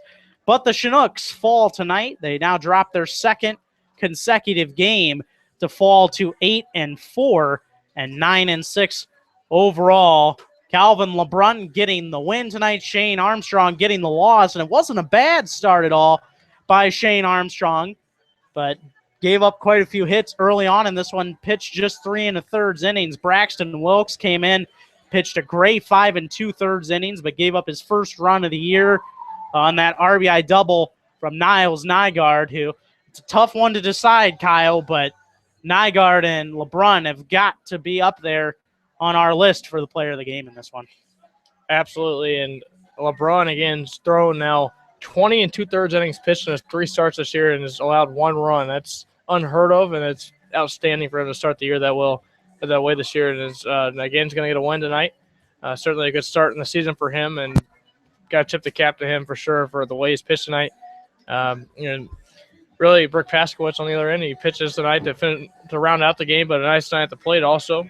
2 RBIs and 2 singles. Again, Niles Nygaard, the big hit to go ahead in the 8th. So there's a number of players you can look at for a player of the game. I guess you'd probably go LeBron because he threw goose eggs all night. 6 innings again, continues that streak he's been on of not allowing runs, just that 1 run he's allowed this year. But it's been a good all-around team effort tonight. The Miners held off the board in the errors department. It's probably a good sign for manager Ben Taylor to see. I'm sure he'd love to see that given the fact that they had to get 5 the other night. Good to erase that defensive output and have a number of dandy defensive plays tonight, and a good takeaway in that sense that the defense is starting to come around. The hits are starting to come around. 11 tonight, and they get 4 runs, so they're starting to cash some of those runs in also, Kevin. It's a very encouraging night, an encouraging win for this team tonight. Here in the post-game report brought to you by Napa Auto Parts. We're going to wrap this up pretty quickly here tonight, but really one of the first games we've seen, Kyle, that was a sound victory from start to finish. There's been some pushback efforts by teams such as the Pilots in recent efforts, but this one was another sound victory and looked back towards those first 4 wins of the season, which the Miners won pretty soundly against the Chinooks, and they do it again tonight to the Chinooks. They'll play them tomorrow. Any final thoughts as the Miners head home to Palmer to play tomorrow night in Fred Meyer Day at the ballpark against these same Chugiak-Eagle River Chinooks? I think come prepared for the Chinooks for another pitching performance, a good pitching performance, that is. Eli Morgan's been pretty close to those unhittable this year, as Calvin LeBrun's been. The 2 Gonzaga pitchers have been very lights out all season long. Last week, it's team-high 12 strikeouts in the 10 o'clock game on Saturday night for Eli Morgan. I expect a lot of the same for him, another good pitching performance for the Miners, and the Chinooks have to bring their bats again. Yes, they will, Kyle, as that will about wrap things up here. Tomorrow night, 7 p.m. will be the first pitch as the Miners take on the Chinooks. 6:45 pregame. The Napa Auto Parts pregame show will be at that time. But until then, it's a happy day in Palmer and the Valley for the Miners, as their fans will see them coming home with a win over the Chinooks to improve to 11-3 and 9-3 and get that sole possession of first place back in the National League division. For my partner Kyle Howard, I'm Kevin Peel saying so long from Lee Jordan Field in Chugiak. Until tomorrow night, the Miners go home with a W. Have a great night.